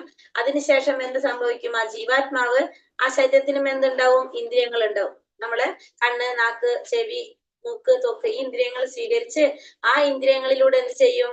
നമ്മുടെ ഇന്ദ്രിയ വിഷയങ്ങൾ, നമ്മൾ എന്തൊക്കെയാണ് നമ്മൾ ആഗ്രഹിച്ചിരുന്ന കാര്യങ്ങള് അവിടെ വീണ്ടും അത് ആസ്വദിക്കാനായിട്ട് തുടങ്ങാണ് ജീവാത്മാവ്. ഇപ്പൊ ക്ലിയർ ആയോ? ഉത്ക്രാമന്തം സ്ഥിതം വാപി പൂഞ്ചാനം വാ ഗുണാന്വിതം വിമൂഢാനാനു പശ്യന്തി ജ്ഞാന ചക്ഷുഷഃ. ജീവാത്മാവ് എങ്ങനെ ശരീരം വിട്ടുപോകുന്നുവെന്നോ ഗുണങ്ങളുടെ ആകർഷണത്തിൽ ശരീരത്തെയാണ് സ്വീകരിച്ച് അനുഭവിക്കുന്നതെന്നോ മൂഢന്മാർക്ക് അറിയാൻ വയ്യ. ജ്ഞാനത്തിന്റെ അകക്കണ്ണ് തെളിഞ്ഞവർക്ക് ഇതെല്ലാം പ്രത്യക്ഷമാണ്. ജീവാത്മാവ് എങ്ങനെയാണ് ഈ ശരീരം വിട്ടു പോകുന്നത്?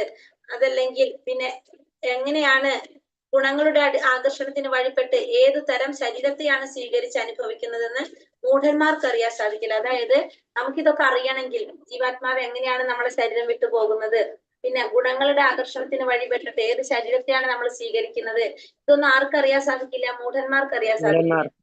ഇതൊക്കെ അറിയണമെങ്കിൽ നമുക്ക് എന്ത് വേണം? നമ്മള് തെളിഞ്ഞവർക്ക്, അതായത് നമ്മൾ എന്ത് വേണം? ജ്ഞാനം നേടിയാലേ നമുക്ക് ഇതൊക്കെ അറിയാനായിട്ട് സാധിക്കുള്ളൂ. ജ്ഞാനം എന്ന് പറഞ്ഞാൽ ഏറ്റവും ശ്രേഷ്ഠമായ ജ്ഞാനം എന്താണ്? ഭഗവാനെ കുറിച്ചുള്ള അറിവ്. ഭഗവാനെ കുറിച്ച് മനസ്സിലാക്കി കഴിഞ്ഞാൽ, ഭഗവാനും നമ്മൾ തമ്മിലുള്ള ബന്ധം എന്താണെന്ന് മനസ്സിലാക്കി കഴിഞ്ഞാൽ, ഭഗവാന്റെ ആരാണ്, നമ്മളെ ധർമ്മം എന്താണെന്ന് നമുക്ക് അറിഞ്ഞു കഴിഞ്ഞാലാണ് നമുക്ക് ഇതൊക്കെ അറിയാൻ സാധിക്കുക. അല്ലാത്തവര് ആരാണ്? മൂഢന്മാരാണ്. ഭൗതികമായ രീതിയിൽ എന്ത് നമ്മൾ അറിവ് നേടിയിട്ടും ഒരു കാര്യമില്ല. നമുക്ക് എന്താ അറിയേണ്ടത്? ഭഗവാനെ കുറിച്ച് അറിയണം. അതാണ് ഏറ്റവും ശ്രേഷ്ഠമായിട്ടുള്ള ജ്ഞാനം എന്ന് പറയുന്നത്. ആ ജ്ഞാനം നേടിയവർക്ക് മാത്രമാണ് ഈ പറഞ്ഞ കാര്യങ്ങളൊക്കെ അറിയാൻ സാധിക്കുള്ളൂ. അല്ലാത്തവർക്ക് ഇതിനെ കുറിച്ചൊന്നും അറിയാനായിട്ട് സാധിക്കില്ല. അപ്പൊ ജ്ഞാനത്തിന്റെ അകക്കണ്ണ് തെളിഞ്ഞവർക്കാണ് ഇതെല്ലാം പ്രത്യക്ഷത്തില് അറിയാനായിട്ട് സാധിക്കുന്നത്. അല്ലാത്തവർക്ക് ഇതൊന്നും മനസ്സിലാക്കാനായിട്ട് സാധിക്കില്ല. യതന്തോ യോഗിനൈശ്ചന്യം പശ്യന്ത്യാത്മന്യവസ്ഥിതം യതന്തോപ്യകൃതാത്മാനോ നൈനം പശ്യന്തി ചേതസഃ. ആത്മസാക്ഷാത്കാരം ലഭിച്ച് എപ്പോഴും യത്നിച്ചു കൊണ്ടിരിക്കുന്ന അതീന്ദ്രിയവാദികൾക്ക് ഇതെല്ലാം വ്യക്തമായി കാണാൻ കഴിയും. മനോവികാസം പ്രാപിക്കാത്തവർക്കും ആത്മസാക്ഷാത്കാരം ലഭിക്കാത്തവർക്കും ശ്രമിച്ചാലും എന്താണ് സംഭവിക്കുന്നതെന്ന് കാണാൻ കഴിയില്ല. അപ്പോ ഇത് മനസ്സിലാക്കാൻ സാധിക്കുന്നത് ആർക്കാണ്? ആത്മസാക്ഷാത്കാരം ലഭിച്ച അതീന്ദ്രിയവാദികൾക്ക് ഇത് വ്യക്തമായിട്ട് കാണാൻ കഴിയും. അവരറിയല്ല, അവർക്ക് മനസ്സിലാക്കല്ല, അവർക്ക് കാണാൻ കഴിയും. നമുക്ക് ടിവിയിൽ കാണുന്ന പോലെ ആത്മസാക്ഷാത്കാരം ലഭിച്ച അതീന്ദ്രിയവാദികൾക്ക് എന്താണ് സംഭവിക്കുന്നത്, എന്താണ് നടക്കാൻ പോകുന്നതെന്നൊക്കെ അവർക്ക് മനസ്സിലാക്കാനായിട്ട് സാധിക്കും, അറിയാനായിട്ട് സാധിക്കും. മനോവികാസം പ്രാപിക്കാത്തവർക്കോ ആത്മസാക്ഷാത്കാരം ലഭിക്കാത്തവർക്കോ എത്ര ശ്രമിച്ചാലും എന്താണ് സംഭവിക്കുന്നത് മനസ്സിലാക്കാൻ കഴിയില്ല. ആത്മസാക്ഷാത്കാരം ലഭിക്കാത്തവർക്ക് അല്ലെങ്കിൽ മനോവികാസം പ്രാപിക്കാത്തവർക്കൊന്നും എന്താണ് നടക്കുന്നതെന്ന് മനസ്സിലാക്കാനായിട്ട് സാധിക്കില്ല. പക്ഷെ ആത്മസാക്ഷാത്കാരം ലഭിച്ച ഒരു ഗുരു, അങ്ങനെയുള്ള വ്യക്തിക്ക് എന്താണ് ഇവിടെ സംഭവിക്കുന്നത് എന്താണെന്നുള്ളത് അതീന്ദ്രിയവാദിയായിട്ടുള്ള വ്യക്തിക്ക് വ്യക്തമായിട്ട് കാണാനായിട്ട് കഴിയും. ഇപ്പൊ നമ്മളെ ഒരു ഗുരു ആത്മസാക്ഷാത്കാരം നേടിയിട്ടുള്ള അതീന്ദ്രിയവാദിയായിട്ടുള്ള ഒരു ഗുരുവിനോട് നമ്മളൊരു എന്തെങ്കിലും ഒരു ഉപദേശം ചോദിച്ചു കഴിഞ്ഞാൽ നമുക്ക് കറക്റ്റ് ആയിട്ടുള്ള ഉപദേശം അവർക്ക് തരാനായിട്ട് സാധിക്കും. കാരണം എന്തുകൊണ്ടാണ്? അവർക്ക് നമ്മളെ പറ്റി മനസ്സിലാക്കാൻ സാധിക്കും. നമുക്ക് ഭാവി എങ്ങനെയാണ് നമ്മൾ പ്രവർത്തിക്കാൻ പോകുന്നത്, അല്ലെങ്കിൽ നമ്മുടെ സ്വഭാവം എന്താണെന്നുള്ള അവർക്ക് ശരിക്കും അറിയാനായിട്ട് സാധിക്കും. അവർക്കത് വ്യക്തമായിട്ട് കാണാൻ കഴിയും. അവർക്ക് നമ്മൾ എന്താ പറയാ, നമ്മൾ ടി വിയിൽ കാണുന്ന പോലെ അവർക്ക് നമ്മളെ ശരിക്കും കാണാൻ കഴിയും. എന്താണ് നമ്മളെ ജീവിതത്തിൽ വരാൻ പോകുന്നത് മനസ്സിലാക്കാനായിട്ട് സാധിക്കും. അതുകൊണ്ട് നമ്മൾ എപ്പോഴും ആ ഗുരുവിനെ, സാക്ഷാത്കാരം നേടിയ ആ ഗുരുവിനെ നമ്മൾ ആരായിട്ടാണ് കാണുന്നത്? ഭഗവാനായിട്ടാണ് കാണുന്നത്. കാരണം ഈ ഭൗതിക ലോകത്തില് നമുക്ക് ഭഗവാനെ നേരിട്ട് കാണാൻ സാധിക്കില്ല. നമ്മളെ ഗുരു എന്ന് പറയുന്നത് ആരാണ്? ഭഗവാന്റെ പ്രതിനിധിയാണ്. അപ്പൊ ഗുരുവായിട്ടായിരിക്കും നമ്മൾ ആരെ കാണുന്നത്? ആത്മസാക്ഷാത്കാരം നേടിയ വ്യക്തി. അതായത് ഗുരു ഭഗവാനാണ്, ഭഗവാനായിട്ടാണ് നമ്മൾ ആ വ്യക്തിയെ കാണുന്നത്. യഥാദിത്യഗതം തേജോ ജഗത് ഭാസായതേഖിലം യച്ചന്ദ്രമസി യച്ചാഗ്നൗ തത്തേജോ വിധിമാമകം. പ്രപഞ്ചത്തിലെ അന്ധകാരം അത്രയും നീക്കി അതിനെ ശോഭാനമയമാക്കുന്ന സൂര്യന്റെ തേജസ് എന്നിൽ നിന്നാണ് വരുന്നത്. ചന്ദ്രന്റെയും അഗ്നിയുടെയും തേജസ് എന്നിൽ നിന്ന് തന്നെയാണ് വരുന്നത്. അപ്പൊ ഭഗവാൻ പറയാണ് ഇവിടെ പ്രപഞ്ചത്തിന്റെ അന്ധകാരം മാറ്റിയിട്ട്, പ്രപഞ്ചത്തിലെ അന്ധകാരം മാറ്റി അതിനെ ശോഭായമാനമാക്കുന്ന സൂര്യന്റെ തേജസ്.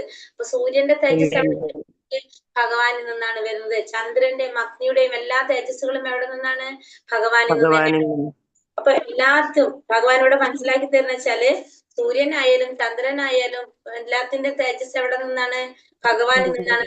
ഭഗവാന്റെ ഒരു ശക്തിയാണ് ഇവർക്ക് എന്ത് പോകുന്നത്, തേജസ് കിട്ടുന്നത്. ഭഗവാന്റെ ശക്തിയിലാണ് ഇവരൊക്കെ പ്രവർത്തിക്കുന്നത്. സൂര്യനും ചന്ദ്രനും അഗ്നി ഇതൊക്കെ എന്തിലെങ്ങനെ പറയുന്നത്?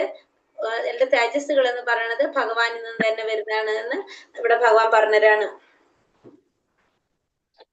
ധാമാവിശ്യച്ച ഭൂതാനി ധാരായാമ്യാഹം ഓജസ പുഷ്ണാമി സൗഷതി സർവ സോമോ ഭൂത്വാരസാത്മകഃ. ഞാൻ ഓരോ ഗ്രഹത്തിലും ഉൾപൂകി അവയെ എന്റെ ശക്തി കൊണ്ട് ഭ്രമണപഥത്തിൽ നിലനിർത്തുന്നു. ഞാൻ തന്നെ ചന്ദ്രനായി തീർന്ന് എല്ലാ സസ്യങ്ങൾക്കും ജീവരസം പകരുന്നു. അപ്പൊ ഭഗവാൻ എന്താ പറയണത്? ഞാൻ എല്ലാ ഗ്രഹത്തിലും ഉൾപൂകിക്കൊണ്ട് എന്റെ ഭ്രമണപഥത്തിൽ നിലനിർത്തുന്നു. അപ്പൊ എല്ലാത്തിനെയും ഭ്രമണപഥത്തില് ഭഗവാന്റെ ശക്തി കൊണ്ട് നിലനിർത്തുന്നത് ആരാണ്? ഭഗവാൻ തന്നെയാണ്. പിന്നെ ചന്ദ്രനായി തീർന്ന എല്ലാ സസ്യങ്ങൾക്കും ജീവരസം പകരുന്നതും ആരാണ്? ഭഗവാനാണ്. അപ്പൊ എല്ലാ എല്ലാ സസ്യങ്ങൾക്കും എന്ത് വേണം? ജീവരസം പകരുന്നത്. അതായത് ജീവരസം വേണം. അതായത് നമ്മളിൽ വരുന്ന ഒരു രസം, ടേസ്റ്റ്, നമ്മൾ കഴിക്കുന്ന ഭക്ഷണങ്ങളിൽ ഉണ്ടാക്കാനായിട്ട് ആ സസ്യങ്ങൾക്ക് ഒരു ടേസ്റ്റ്, ആ ചെടികൾക്ക് പോഷണം കിട്ടുന്നത് ചന്ദ്രനിൽ നിന്നാണ് പോഷണം കിട്ടുന്നത്. അത് മാത്രമല്ല ആ സസ്യങ്ങള് സ്വാദിഷ്ടമാകുന്നത് എങ്ങനെയാണ്? ചന്ദ്രന്റെ പ്രകാശം കൊണ്ടാണ് ഇതിനെ നിലാവ് കൊണ്ടാണ് ഈ സസ്യങ്ങളെ വളരാനും അതിനെ സ്വാദിഷ്ടമാക്കാനും സാധിക്കുന്നത്. ഇത് നൽകുന്നത് ആരാണ്? ഭഗവാന്റെ ശക്തിയാണ്. ഭഗവാൻ സാധിക്കുന്നത്. അപ്പൊ ഈ സസ്യങ്ങളുടെ വളർച്ചയ്ക്ക് ആവശ്യമായിട്ടുള്ള ഒരു പോഷണം, അതല്ലെങ്കിൽ അതിന് സ്വാദിഷ്ടമാക്കാനായിട്ടുള്ള അത് കിട്ടുന്നത് ആരിൽ നിന്നാണ്? ചന്ദ്രനിൽ നിന്നാണ് അത് കിട്ടുന്നത്. അതുകൊണ്ട് തന്നെ ഇത് എന്താ പറയുക, ഇവിടെ ചന്ദ്രൻ രസം പകരാനായിട്ട് അല്ലെ, ഓരോ ഗ്രഹങ്ങളിൽ തീർന്ന സസ്യങ്ങൾക്ക് ജീവരസം പകരുന്നത് തന്നെയാണ് ഭഗവാൻ തന്നെയാണെന്ന് ഇവിടെ. പിന്നെന്താ ഇവിടെ പറയുന്നത്? ഭഗവാൻ അഹം വൈശ്യാനരോ ഭൂത്വാ പ്രാണിനാം ദേഹമാശ്രിതഃ പ്രാണാപാന സമായുക്ത പചാമ്യന്യം ചതുർവിധം. ഇനി എന്താ പറയുന്നത്? സകല ജീവകളിലുമുള്ള ദഹനാഗ്നിയാണ് ഞാൻ. ഇനി ഭഗവാൻ ആരായിട്ടിരിക്കുന്നുണ്ട്? ദഹനാഗ്നിയായിട്ട്, ദഹനാഗ്നി എന്ന് വെച്ചാൽ എന്താണ്? നമ്മളെ ദഹിപ്പിക്കാനായിട്ട്, നമ്മളെ ഭക്ഷണം ദഹിപ്പിക്കാൻ ദഹനാഗ്നിയായിട്ട് ഭഗവാൻ ഇരിക്കുന്നുണ്ട്. എങ്ങനെയാണ് പറയുന്നത് ഇവിടെ? പുറത്തു തള്ളുന്നതുമായി പ്രാണവായുവിനോട് ചേർന്ന് ഞാൻ 4 തരത്തിലുള്ള ആഹാരങ്ങളെ ദഹിപ്പിക്കുകയാണ് ചെയ്യുന്നത്. അതായത് ഭഗവാൻ നമ്മുടെ ഉള്ളില് ദഹനാഗ്നിയായിട്ടിരിക്കുന്നുണ്ട്. അഗ്നിയുടെ പേരാണ് വൈശ്വാനരൻ. വൈശ്വാനരൻ എന്ന് പറഞ്ഞ ഒരു അഗ്നിയായിട്ട് ഭഗവാൻ ഇരിക്കുന്നുണ്ട്. എന്താണ്? വൈശ്വാനരൻ എന്ന് പറഞ്ഞ ഒരു അഗ്നിയായിട്ട് ഭഗവാൻ നമ്മുടെ ഉള്ളിൽ ഇരിക്കുന്നുണ്ട്. നമ്മൾ കഴിക്കുന്ന ഭക്ഷണത്തെ ദഹിപ്പിക്കുന്നത് ആരാണ്? ഭഗവാൻ തന്നെയാണ്. 4 തരത്തിലുള്ള ഭക്ഷണമാണ് പൊതുവെ നമ്മൾ പറയുന്നത് കഴിക്കേണ്ടത്. എന്തൊക്കെയാണ് പറഞ്ഞാൽ നമ്മൾ കഴിക്കുന്നത്? ഒന്ന് വിഴുങ്ങുന്ന ഭക്ഷണങ്ങള്, ചവച്ചറക്കുന്ന ഭക്ഷണങ്ങള്, നക്കി കഴിക്കേണ്ടത്, വലിച്ചുറ്റി കുടിക്കേണ്ടത്. ഈ 4 തരത്തിലുള്ള ഭക്ഷണങ്ങൾ. ആ ഭക്ഷണങ്ങൾ മുഴുവൻ ദഹിപ്പിക്കുന്നത് ആര് തന്നെയാണ്? ഇവിടെ ഭഗവാൻ തന്നെയാണ്. ഭഗവാൻ. അപ്പൊ നമ്മൾ ഈ ഭൗതിക പ്രപഞ്ചത്തില് നമുക്ക് കഴിക്കാനുള്ള വിഭവങ്ങൾ മുഴുവനും ഉണ്ടാക്കുന്നത് ആരാണ്? ആരുടെ സൃഷ്ടിയാണതെല്ലാം? സൃഷ്ടിയാണ് അല്ലെ? ഭഗവാൻ തന്നെയാണ്. അത് നമ്മൾ കഴിച്ചിട്ട് നമ്മളെ ഉള്ളിലെ ഭക്ഷണം ദഹിപ്പിക്കുന്നത് ആര് തന്നെയാണ്? ഭഗവാനാണ്. നമ്മളെന്തെങ്കിലും ചെയ്യുന്നുണ്ടോ? ഇല്ല. കാരണം കഴിക്കാനുള്ള ഭക്ഷണം നമുക്ക് തരുന്നത് ആരാണ്? ഭഗവാനാണ്. അത് ഈ മസാലയൊക്കെ ഇട്ട് നമ്മൾ ഉണ്ടാക്കും. ഉണ്ടാക്കി കഴിഞ്ഞിട്ട് നമ്മളത് കഴിച്ചു കഴിഞ്ഞാൽ അടുത്ത പണി ആര് തന്നെ ചെയ്യണം?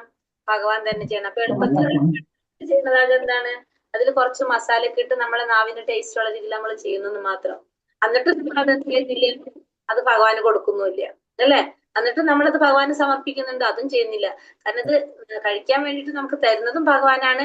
അതിനുശേഷം നമ്മൾ കഴിക്കുന്ന ഭക്ഷണം ദഹിപ്പിച്ചു തരുന്നതിനും ഭഗവാനാണ്. അതിന്റെ ഇടയിൽ നമ്മൾ കുറച്ച് സമയം എന്താണ് നമ്മൾ അത് മസാലയൊക്കെ ഇട്ടുണ്ടാക്കണോ, അത് നമ്മൾ സ്വയം ആസ്വദിച്ച് കഴിക്കുക. പക്ഷെ ഭഗവാൻ അത് കൊടുക്കുന്നില്ല. അല്ല നമ്മൾ ചെയ്യുന്നത് തെറ്റാ നമ്മൾ ചെയ്യുന്നത് അല്ലെ? അപ്പൊ ഭക്ഷണം ദഹിക്കാത്തൊരവസ്ഥ നമ്മൾ ആലോചിച്ച് നോക്കിയാൽ, ഭഗവാൻ ഇല്ല, ഭഗവാൻ ഇത് ചെയ്തില്ലെങ്കിൽ പെട്ടുപോകുമായിരുന്നു അല്ലെ? നമുക്ക് അസുഖങ്ങളൊക്കെ വന്ന് എങ്ങനെയായിരിക്കും? സർവസ്യ ചാഹം ഹൃദി സന്നിവിഷ്ടോ മത്ത സ്മൃതിജ്ഞാനമപോഹനം ച വേദൈശ്ച സർവൈരമഹമേവ വേദ്യോ വേദാന്ത കൃത്വേദ വിദേവതാഹം. സർവ്വജീവികളുടെയും ഹൃദയത്തിൽ ഞാൻ വാഴുന്നു. സ്മരണയും ജ്ഞാനവും മറവിയും എന്നിൽ നിന്നാണ് ഉളവാകുന്നത്. എല്ലാ വേദങ്ങളിലൂടെയും അറിയേണ്ടത് എന്നെ തന്നെ. വേദാന്തം ഉണ്ടാക്കിയതും വേദങ്ങളെ അറിയുന്നതും ഞാനാണ്. ഇവിടെ എന്താ പറയണതിന്? എല്ലാ ഹൃദയത്തിൽ, എല്ലാവരുടെ ഹൃദയത്തിലും ഭഗവാൻ വാഴുന്നുണ്ട്. സ്മരണശക്തി, സ്മരണ എന്ന് വെച്ചാൽ ഓർമ്മ അല്ലെ? ഓർമ്മശക്തി ആരാണ്? ഭഗവാൻ തന്നെയാണ്. ജ്ഞാനശക്തി ഭഗവാൻ തന്നെയാണ്. മറവി ശക്തി, മറവിയും ഒരു ശക്തിയാണ്. അതും ആര് തന്നെയാണ് തരുന്നത്? ഭഗവാനിൽ നിന്ന് തന്നെയാണ്. ഇല്ലാത്തൊരവസ്ഥ നമ്മൾ ആലോചിച്ച് നോക്കിയേ. മറക്കാൻ സാധിക്കില്ലെങ്കിൽ നമുക്ക് ഇങ്ങനെ ജീവിക്കാൻ പറ്റുമോ? ഇല്ല. മറവി ഇല്ലാന്ന് ജീവിക്കാൻ പറ്റുമോ? ഇല്ല അല്ലെ? അപ്പൊ മറവി ശക്തിയും അത് ആരിൽ നിന്നാണ് കിട്ടുന്നത്? ഇതൊക്കെ ഭഗവാനിൽ നിന്നാണ് ഉണ്ടായത്. അറിയേണ്ടതും എല്ലാ വേദങ്ങളിലൂടെയും അറിയേണ്ടതും അറിയുന്നതും എല്ലാതും ആര് തന്നെയാണ്? ഭഗവാൻ തന്നെയാണ്. ഇപ്പൊ സ്മൃതി ശക്തി, തീക്ഷണാശക്തി, സ്മരണശക്തി, ജ്ഞാനശക്തി ഇതെല്ലാം ഭഗവാനിൽ നിന്ന് തന്നെയാണ് വരുന്നത്.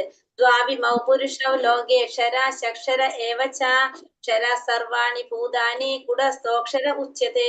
പുരുഷന്മാർ 2 തരം. ഇനി പുരുഷന്മാര് 2 തരത്തിലുണ്ട്. ഒന്ന് തെറ്റുപറ്റുന്നവരും, രണ്ടാമത്തെ തെറ്റുപറ്റാത്തവരും.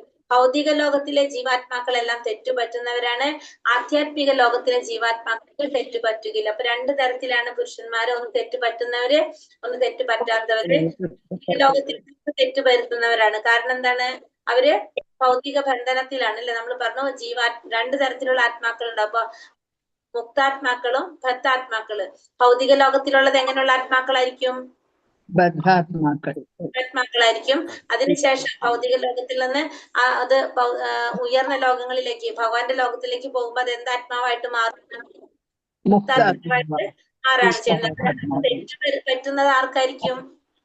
ബദ്ധാത്മാവിന് തെറ്റുപറ്റും, മുക്താത്മാവിന് തെറ്റുപറ്റുന്നുണ്ടാവില്ല. ഉത്തമ പുരുഷസ്തന്യ പരമാത്മേത്യുദാഹൃതാഃ യോ ലോകത്രയമാവിശ്യാഭിവർത്തവ്യേ ഈശ്വരഃ. ഇവരെ കൂടാതെ പരമപുരുഷനായ പരമാത്മാവ് എന്നറിയപ്പെടുന്ന അവ്യയനായ ഭഗവാനുണ്ട്. ഇവരെ കൂടാതെ ആര് കൂടിയുണ്ട്? ഭഗവാനുണ്ട്. അദ്ദേഹം 3 ലോകങ്ങളിലും അന്തർഗതനായി അവയെ പുലർത്തിപ്പോരുന്നു. അപ്പൊ ഇദ്ദേഹം എന്താണ് 3 ലോകങ്ങളിലും അന്തർഗതനായിട്ട് അപ്പൊ നമ്മൾ 2 പുരുഷന്മാര് പറഞ്ഞു, ഒന്ന് തെറ്റ് പറ്റുന്ന പുരുഷന്മാരുണ്ട്, ഒന്ന് തെറ്റ് പറ്റാത്തവരുണ്ട്. ഇവരെ കൂടാതെ ആര് കൂടിയുണ്ട്? പരമപുരുഷനായ പരമാത്മാവ് എന്നറിയപ്പെടുന്ന ഭഗവാനുണ്ട്. ിലും അന്തർഗതനായിട്ട് അവയെ പുലർത്തി പോരുന്നത് ആര് തന്നെയാണ്? ഭഗവാൻ തന്നെയാണ്. ഭഗവാൻ തന്നെയാണ് ഇവരെ പുലർത്തി പോരുന്നത്. യസ്മാത് അക്ഷരമതീതോഹ ഹമക്ഷരാത്തപി ചോത്തമഃ അതോസ്മി ലോകവേദേശ പ്രതിഥ പുരുഷോത്തമ. ഞാൻ ഇന്ദ്രിയങ്ങൾക്ക് അതീതനും ക്ഷരങ്ങൾക്കും അക്ഷരങ്ങൾക്കും അതീതനും സർവശ്രേഷ്ഠനുമായതുകൊണ്ട് ലോകരും വേദങ്ങളും എന്നെ പുരുഷോത്തമൻ. ഭഗവാൻ കൺക്ലൂഡ് ചെയ്യാണ് ഇവിടെ. എന്താ പറയണത്? ഇന്ദ്രിയങ്ങൾക്ക് അതീതനാണ് ഞാൻ, ക്ഷരങ്ങൾക്കും അക്ഷരങ്ങൾക്കും അതീതനാണ് ഞാൻ, സർവശ്രേഷ്ഠനുമായതുകൊണ്ട് ലോകരും വേദങ്ങളും എന്നെ എന്തെന്ന് വിളിക്കാണ്? പുരുഷോത്തമൻ.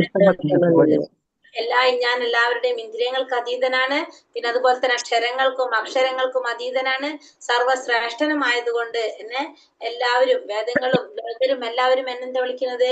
പുരുഷോത്തമൻ എന്നാണ് ഇവിടെ വിളിക്കുന്നത്.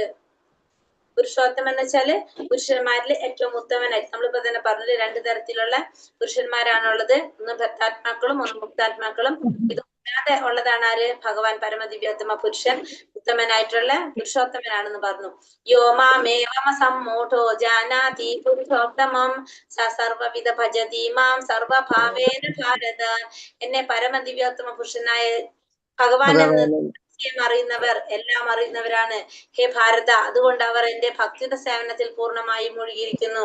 അപ്പോ ഭഗവാനായിട്ട് അറിയുന്നവർ, പരമദിവ്യോത്തമ പുരുഷനായിട്ടുള്ള ഭഗവാൻ ശ്രീകൃഷ്ണൻ അറിയുന്നവരെങ്ങനെയാണ്? എല്ലാം അറിയുന്നവരാണ്. ഭഗവാനെ തത്വത്തിൽ മനസ്സിലാക്കുക, ഭഗവാനെ ശരിയായ രീതിയിൽ അറിയാന്ന് പറഞ്ഞാല് ഭഗവാൻ പരമദിവ്യോത്തമ പുരുഷനായ ഭഗവാൻ ശ്രീകൃഷ്ണനാണെന്ന് അറിയുന്നവര് ഭഗവാനെ ശരിയായ രീതിയിൽ മനസ്സിലാക്കുന്നവരാണ്. അതുകൊണ്ട് അങ്ങനെ മനസ്സിലാക്കി കഴിഞ്ഞാൽ എന്താണ്? അവർക്ക് ഭക്തിയുടെ സേവനത്തിൽ പൂർണ്ണമായിട്ട് മുഴുകാനായിട്ട് സാധിക്കും. അപ്പൊ ഭഗവാനെ ശരിയായ രീതിയിൽ മനസ്സിലാക്കി കഴിഞ്ഞാൽ നമുക്ക് എന്ത് സാധിക്കും? ഭക്തിയുടെ സേവനത്തിൽ മുഴുകാനായിട്ട് സാധിക്കും. കാരണം ഭഗവാനോടുള്ള ഒരു ആഗ്രഹം നമുക്ക് കൂടിക്കൊണ്ടിരിക്കും. ഭഗവാനെ കുറിച്ച് അറിയും തോറും ഭഗവാനോടുള്ള ഇഷ്ടം, ഭഗവാനോടുള്ള ആഗ്രഹം നമുക്ക് കൂടിക്കൊണ്ടിരിക്കും. ഭഗവത് സേവനത്തിന് നമുക്ക് അവസരങ്ങൾ വന്നുകൊണ്ടിരിക്കും. അപ്പൊ അതുകൊണ്ട് ഭഗവാനെ ശരിയായ രീതിയിൽ മനസ്സിലാക്കുന്നവർക്ക് എന്ത് സാധിക്കും? ഭഗവാനെ ഭക്തിയുടെ സേവനത്തിൽ പൂർണ്ണമായിട്ടും മുഴുകിയിരിക്കാനായിട്ടും സാധിക്കും അവർക്ക്. ഇതി ഗുഹ്യതമം ശാസ്ത്രം ഇത മുക്തം മയാനഘ ഏതത് ബുദ്ധോ ബുദ്ധിമാൻ സ്യാത് കൃതാ കൃത്യശ്ച ഭാരത. ഹേ പാപരഹിത, ഞാൻ ഇപ്പോൾ ഉപദേശിച്ച ജ്ഞാനം വേദഗ്രന്ഥങ്ങളിലെ അതിരഹസ്യമായ ഭാഗമാണ്. ഇതറിയുന്നവർ ബുദ്ധിശാലികളാകും, അവരുടെ പ്രയത്നങ്ങൾക്ക് പൂർണ്ണത കൈവരിക്കും. അപ്പൊ ഞാൻ ഉപദേശിച്ചിട്ടുള്ള ഈ ഒരു ജ്ഞാനം ഇത് എങ്ങനെയാണ് പറയുന്നത്? ഇത് രഹസ്യമായിട്ടുള്ള ജ്ഞാനമാണ്. ഇതറിയുന്നവർ ബുദ്ധിമാന്മാരാണ്, ബുദ്ധിശാലികളാണ്, അവരുടെ പ്രയത്നങ്ങൾക്ക് എന്താണ്? പൂർണ്ണത കൈവരും. അപ്പൊ ഭഗവാനോട് പറയുന്നത്, ഭഗവാൻ ഉപദേശിച്ച ഒരു ജ്ഞാനം എന്ന് പറയുന്നത് രഹസ്യമായ ജ്ഞാനമാണ്. ഈ രഹസ്യമായ ജ്ഞാനം അറിയുന്നവർ ബുദ്ധിശാലികളാകും, അവരുടെ പ്രയത്നങ്ങൾക്ക് പൂർണ്ണത കൈവരികയും ചെയ്യും. അപ്പൊ ഭഗവാൻ ഈ ഉപദേശിച്ച ജ്ഞാനം ഏറ്റവും രഹസ്യമായിട്ടുള്ളതാണ്. അപ്പൊ ഇത് അറിയുന്നവരെങ്ങനെയാണ്? ബുദ്ധിശാലികളാണ്. അപ്പൊ നമ്മൾ ബുദ്ധി എന്ന് പറയുന്നത് എന്താണ്? ഈ ഭൗതിക ലോകത്തിലുള്ള അറിവല്ല നമ്മൾ ബുദ്ധി എന്ന് കൊണ്ട് ഉദ്ദേശിക്കുന്നത്. എന്താണ്? ഭഗവാനെ കുറിച്ചുള്ള അറിവാണ് ബുദ്ധി എന്ന് പറയുന്നത്. ഒരാള് ബുദ്ധിമാനാണെന്ന് പറയണമെങ്കിൽ ആ വ്യക്തിക്ക് എന്തുണ്ടാവണം? ഭഗവാനെ കുറിച്ച് ഉണ്ടായിരിക്കണം. അല്ലെ ഭഗവാനെ കുറിച്ച് അറിയാതെ വേറെ എന്ത് പറഞ്ഞാലും എന്തറിഞ്ഞാലും എന്താണ്? അതൊന്നും പൂർണ്ണമായിട്ടുള്ളതല്ല. അതൊക്കെ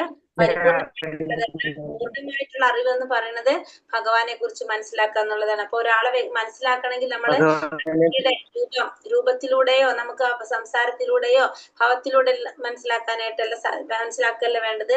അവരുടെ അറിവ്, അവർക്ക് എന്ത് വേണം? ഭഗവാനെ കുറിച്ച് അറിയുന്ന ഒരു വ്യക്തിയായിരിക്കും. പരമപുരുഷന്റെ ഈ തത്വശാസ്ത്രം പഠിച്ചെടുത്ത് ഭഗവത് സേവന നിരതരാകുന്നവർക്ക് ഭൗതിക പ്രകൃതിയുടെ ത്രിഗുണങ്ങളുടെ പാതയിൽ നിന്നൊഴിയാം. ശാസ്ത്രം പഠിച്ചറിഞ്ഞ് ഭഗവത് സേവനത്തിൽ ഏർപ്പെടുന്നതിന് എന്ത് സാധിക്കും? പ്രകൃതിയുടെ ത്രിഗുണങ്ങളുടെ പാതയിൽ നിന്ന് ഒഴിയാനായിട്ട് സാധിക്കും. ആധ്യാത്മികമായ ഒരു ജ്ഞാനത്തിന്റെ പ്രക്രിയയാണ് ഭക്തിപൂർവമായ ഭക്തിയുടെ സേവനം. അത് നടത്തുന്നിടത്ത് ഭൗതിക മാലിന്യം നിലനിൽക്കില്ല. അപ്പൊ ആധ്യാത്മികമായിട്ടുള്ള ഒരു ജ്ഞാനത്തിന്റെ പ്രക്രിയയാണ് എന്ത്? ഭക്തിപൂർവമായിട്ടുള്ള ഭഗവത് സേവനം എന്ന് പറയുന്നത്. ഈ ആധ്യാത്മിക ജ്ഞാന പ്രക്രിയയാണ് ഈ ഭക്തിയുടെ സേവനം. അത് നടക്കുന്നിടത്ത് എന്തുണ്ടാവില്ല? ഭൗതിക മാലിന്യം ഉണ്ടാകില്ല. നിലനിൽക്കുന്നില്ല. ഭഗവത് സേവനവും ഭഗവാനും ആധ്യാത്മികമായതുകൊണ്ട് ഭഗവാന്റെ അന്തരംഗ ശക്തിയിലാണ് തുടങ്ങുന്നത്. ഭഗവാനും ഭഗവാന്റെ ഭക്തിയുടെ സേവനം എങ്ങനെയാണ്? അത് എങ്ങനെ എന്തിനാ തുടങ്ങുന്നത്? ആധ്യാത്മികമാണ്. അത് തുടങ്ങുന്നത് ആരിലൂടെയാണ്? ഭഗവാന്റെ അന്തരംഗ ശക്തിയുടെ. അതായത് ഭഗവാന്റെ അന്തരംഗ ശക്തി ആരാണ്? രാധാറാണി. രാധാറാണിയിലാണ് അത് നടക്കുന്നത്. ബുദ്ധിമാനും വിശുദ്ധനുമാവാനായി ഏതൊരാളും കൃഷ്ണാവബോധം ഉൾക്കൊള്ളുകയും ഭഗവത് സേവനം അനുഷ്ഠിക്കുകയും വേണം. അപ്പൊ ബുദ്ധിമാനാവാനായിട്ട് പിന്നെ അതുപോലെ തന്നെ വിശുദ്ധനും ആവണമെങ്കിൽ എന്ത് വേണം? കൃഷ്ണാവബോധം ഉൾക്കൊള്ളുകയും അതനുസരിച്ച് പ്രവർത്തിക്കുകയും വേണം. കൃഷ്ണനെ മനസ്സിലാക്കി ഭക്തിയുടെ സേവനത്തിൽ ഏർപ്പെടാത്തിടത്തോളം കാലം സാമാന്യ ദൃഷ്ട ബുദ്ധിമാനായിരുന്നാലും അയാൾ ആ നിലയ്ക്ക് അംഗീകരിക്കാൻ വയ്യ. അപ്പൊ ഒരു വ്യക്തി നമ്മൾ സാമാന്യ ദൃഷ്ടിയ ബുദ്ധിമാനായിരിക്കും, നല്ല വെൽ ഡ്രസ്ഡ് ആയിരിക്കും, നമുക്ക് നല്ല എഡ്യൂക്കേറ്റഡ് ആയിരിക്കും, സമൂഹത്തിൽ നല്ല പോസ്റ്റിലിരിക്കുന്ന വ്യക്തിയായിരിക്കും. പക്ഷെ എന്താണ്? ഭൗതികമായിട്ടുള്ള ജ്ഞാനം മാത്രം പോരാ, ആധ്യാത്മിക ജ്ഞാനം. ഭഗവാനെ കുറിച്ച് അറിയുന്നില്ലെങ്കിൽ ആ വ്യക്തിയെ നമുക്ക് എന്തായിട്ട് അംഗീകരിക്കാൻ സാധിക്കില്ല? ബുദ്ധിമാനായിട്ട് അംഗീകരിക്കാനായിട്ട് സാധിക്കില്ല. അപ്പൊ ഭഗവാനെ കുറിച്ചുള്ള അറിവ് നമുക്ക് അത്യാവശ്യമാണ്. ഇതാണ് നമ്മളെ പുരുഷോത്തമ യോഗം എന്നുള്ള അധ്യായത്തില് പറയുന്നത്. ഇവിടെ ശ്രീകൃഷ്ണന്റെ കൂടെ ആരാ കാണുന്നത്? അല്ലേ? കീറിയ ഡ്രസ്സ് നോക്കിയാൽ കീറിയ ഡ്രസ്സൊക്കെ ഇട്ട് മുഷിഞ്ഞ ഡ്രസ്സൊക്കെ ഇട്ടിട്ട് ഭഗവാന്റെ അടുത്തേക്ക് വന്നിരിക്കുന്നത്. അപ്പൊ നമ്മൾ എന്താ പറയുക? നമ്മളിപ്പോ ഈ ഡ്രസ്സിന്റെ രൂപത്തിൽ ആരാണ്? ഒരു വിവരമില്ലാത്ത, അല്ലെങ്കിൽ നമ്മൾ പറയും ഒട്ടും ഭയങ്കരതായിട്ടുള്ള ഒരു മനുഷ്യനാന്ന് പറയും അല്ലെ? പക്ഷെ ഭഗവാൻ എന്താണ്? ഭഗവാൻ ആ സുധാമയെ കണ്ടപ്പോഴേക്ക് ഓടിച്ചെന്ന് കെട്ടിപ്പിടിച്ചിട്ടുണ്ട്. കാരണം അത്രയും ഉയർന്ന ഭക്തനാണ് ആര്? സുധാമ എന്ന് പറയുന്നത്. അപ്പൊ നമ്മൾ പറയണത്, നമ്മളിപ്പോ കഴിഞ്ഞ ശ്ലോകത്തിൽ നമ്മളത് കണ്ടതാണ് അല്ലെ? എങ്ങനെയാണ്? എത്രത്തോളം കൃഷ്ണ സാമാന്യ ദൃഷ്ട ബുദ്ധിമാനായിരുന്നാലും അയാളെ ആ നിലയ്ക്ക് കയറ്റാൻ സാധിക്കില്ല എന്ന് പറഞ്ഞു. അപ്പൊ സാമാന്യ ദൃഷ്ട ബുദ്ധിമാനാണെന്ന് തോന്നുന്ന വ്യക്തിയെ പോലും നമുക്ക് അങ്ങനെ കാണാൻ സാധിക്കില്ല. അപ്പൊ ഇവിടെ നമുക്ക് ഈ സുധാമ അല്ലെങ്കിൽ കുചേലൻ എന്ന് പറയുന്നത് തന്നെയാണ്. നമുക്ക് കാണുമ്പോ എന്താ തോന്നുന്നത്? അത്ര ദരിദ്രനായിട്ടുള്ള ഒരു വ്യക്തിയാണ്. പക്ഷെ എന്താണ്? അദ്ദേഹം എന്തുകൊണ്ട് സമ്പത്തുള്ളവനാണ്?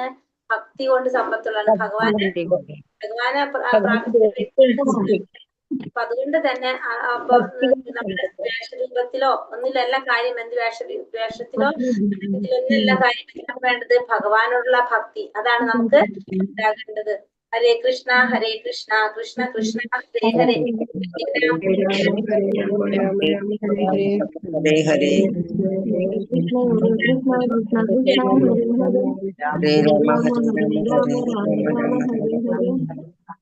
കൃഷ്ണ കൃഷ്ണ സംശയം ചോദിച്ചോട്ടെ? മാതാജി ഒരു സംശയം ചോദിച്ചോട്ടെ?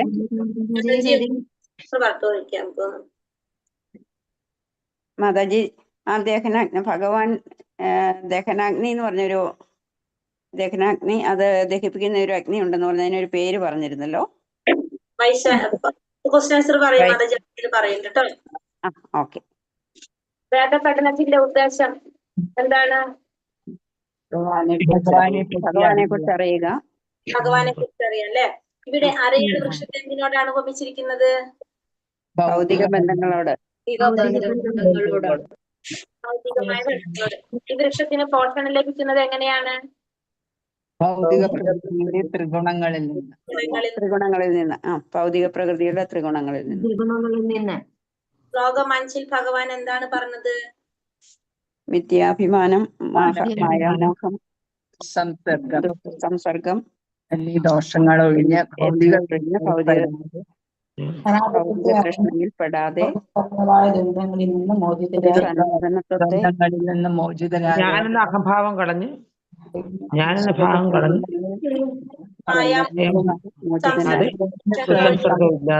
ഭൗതികമായ തൃഷ്ണയിലൊന്നും പെടാതെ നമ്മൾ എന്താണ്? ദ്വന്ദ്ങ്ങളിൽ നിന്നൊക്കെ ഒഴിഞ്ഞ് ഭഗവാന് സ്വയം സമർപ്പിക്കുന്നതാണ് ശാശ്വത സാമ്രാജ്യം പ്രാപിക്കും. ജീവാത്മാവിന്റെ വ്യക്തിത്വം വെളിപ്പെടുത്തുന്ന ശ്ലോകം ഏതാണ്? 15:7. ഏഴാമത്തെ ശ്ലോകം. 7ാമത്തെ ശ്ലോകം. 7ാമത്തെ ശ്ലോകം അല്ലെ? ശാശ്വതാംശങ്ങളാണ്. ജീവലോക ജീവാത്മാവിന്റെ ദഹനാഗ്നിയായിട്ട് വർത്തിക്കുന്ന അഗ്നി ഏതാണ്? വൈശ്വാനരൻ. അഗ്നിയുടെ പേര് വൈശ്വാനരാഗ്നി. അഗ്നി. ഭഗവാനെ പുരുഷോത്തമനെന്ന് പുകഴ്ത്താൻ കാരണം എന്താണ്? എല്ലാത്തിലും ഇന്ദ്രിയാതീതനും ക്ഷരങ്ങൾക്കും അക്ഷരങ്ങൾക്കും പുറത്തുള്ള ഇന്ദ്രിയാതീതനാണ്. ക്ഷരങ്ങൾക്ക് അക്ഷരങ്ങൾക്ക് അതീതനാണ്, സർവശ്രേഷ്ഠനുമായതുകൊണ്ടാണ് എല്ലാ വേദങ്ങളും. അതുകൊണ്ടാണ് പുരുഷോത്തമൻ എന്ന് പറയുന്നത്. ആയതുകൊണ്ട് വേദങ്ങളും ലോകരും എല്ലാവരും എന്താണ് ഭഗവാനെ പുരുഷോത്തമൻ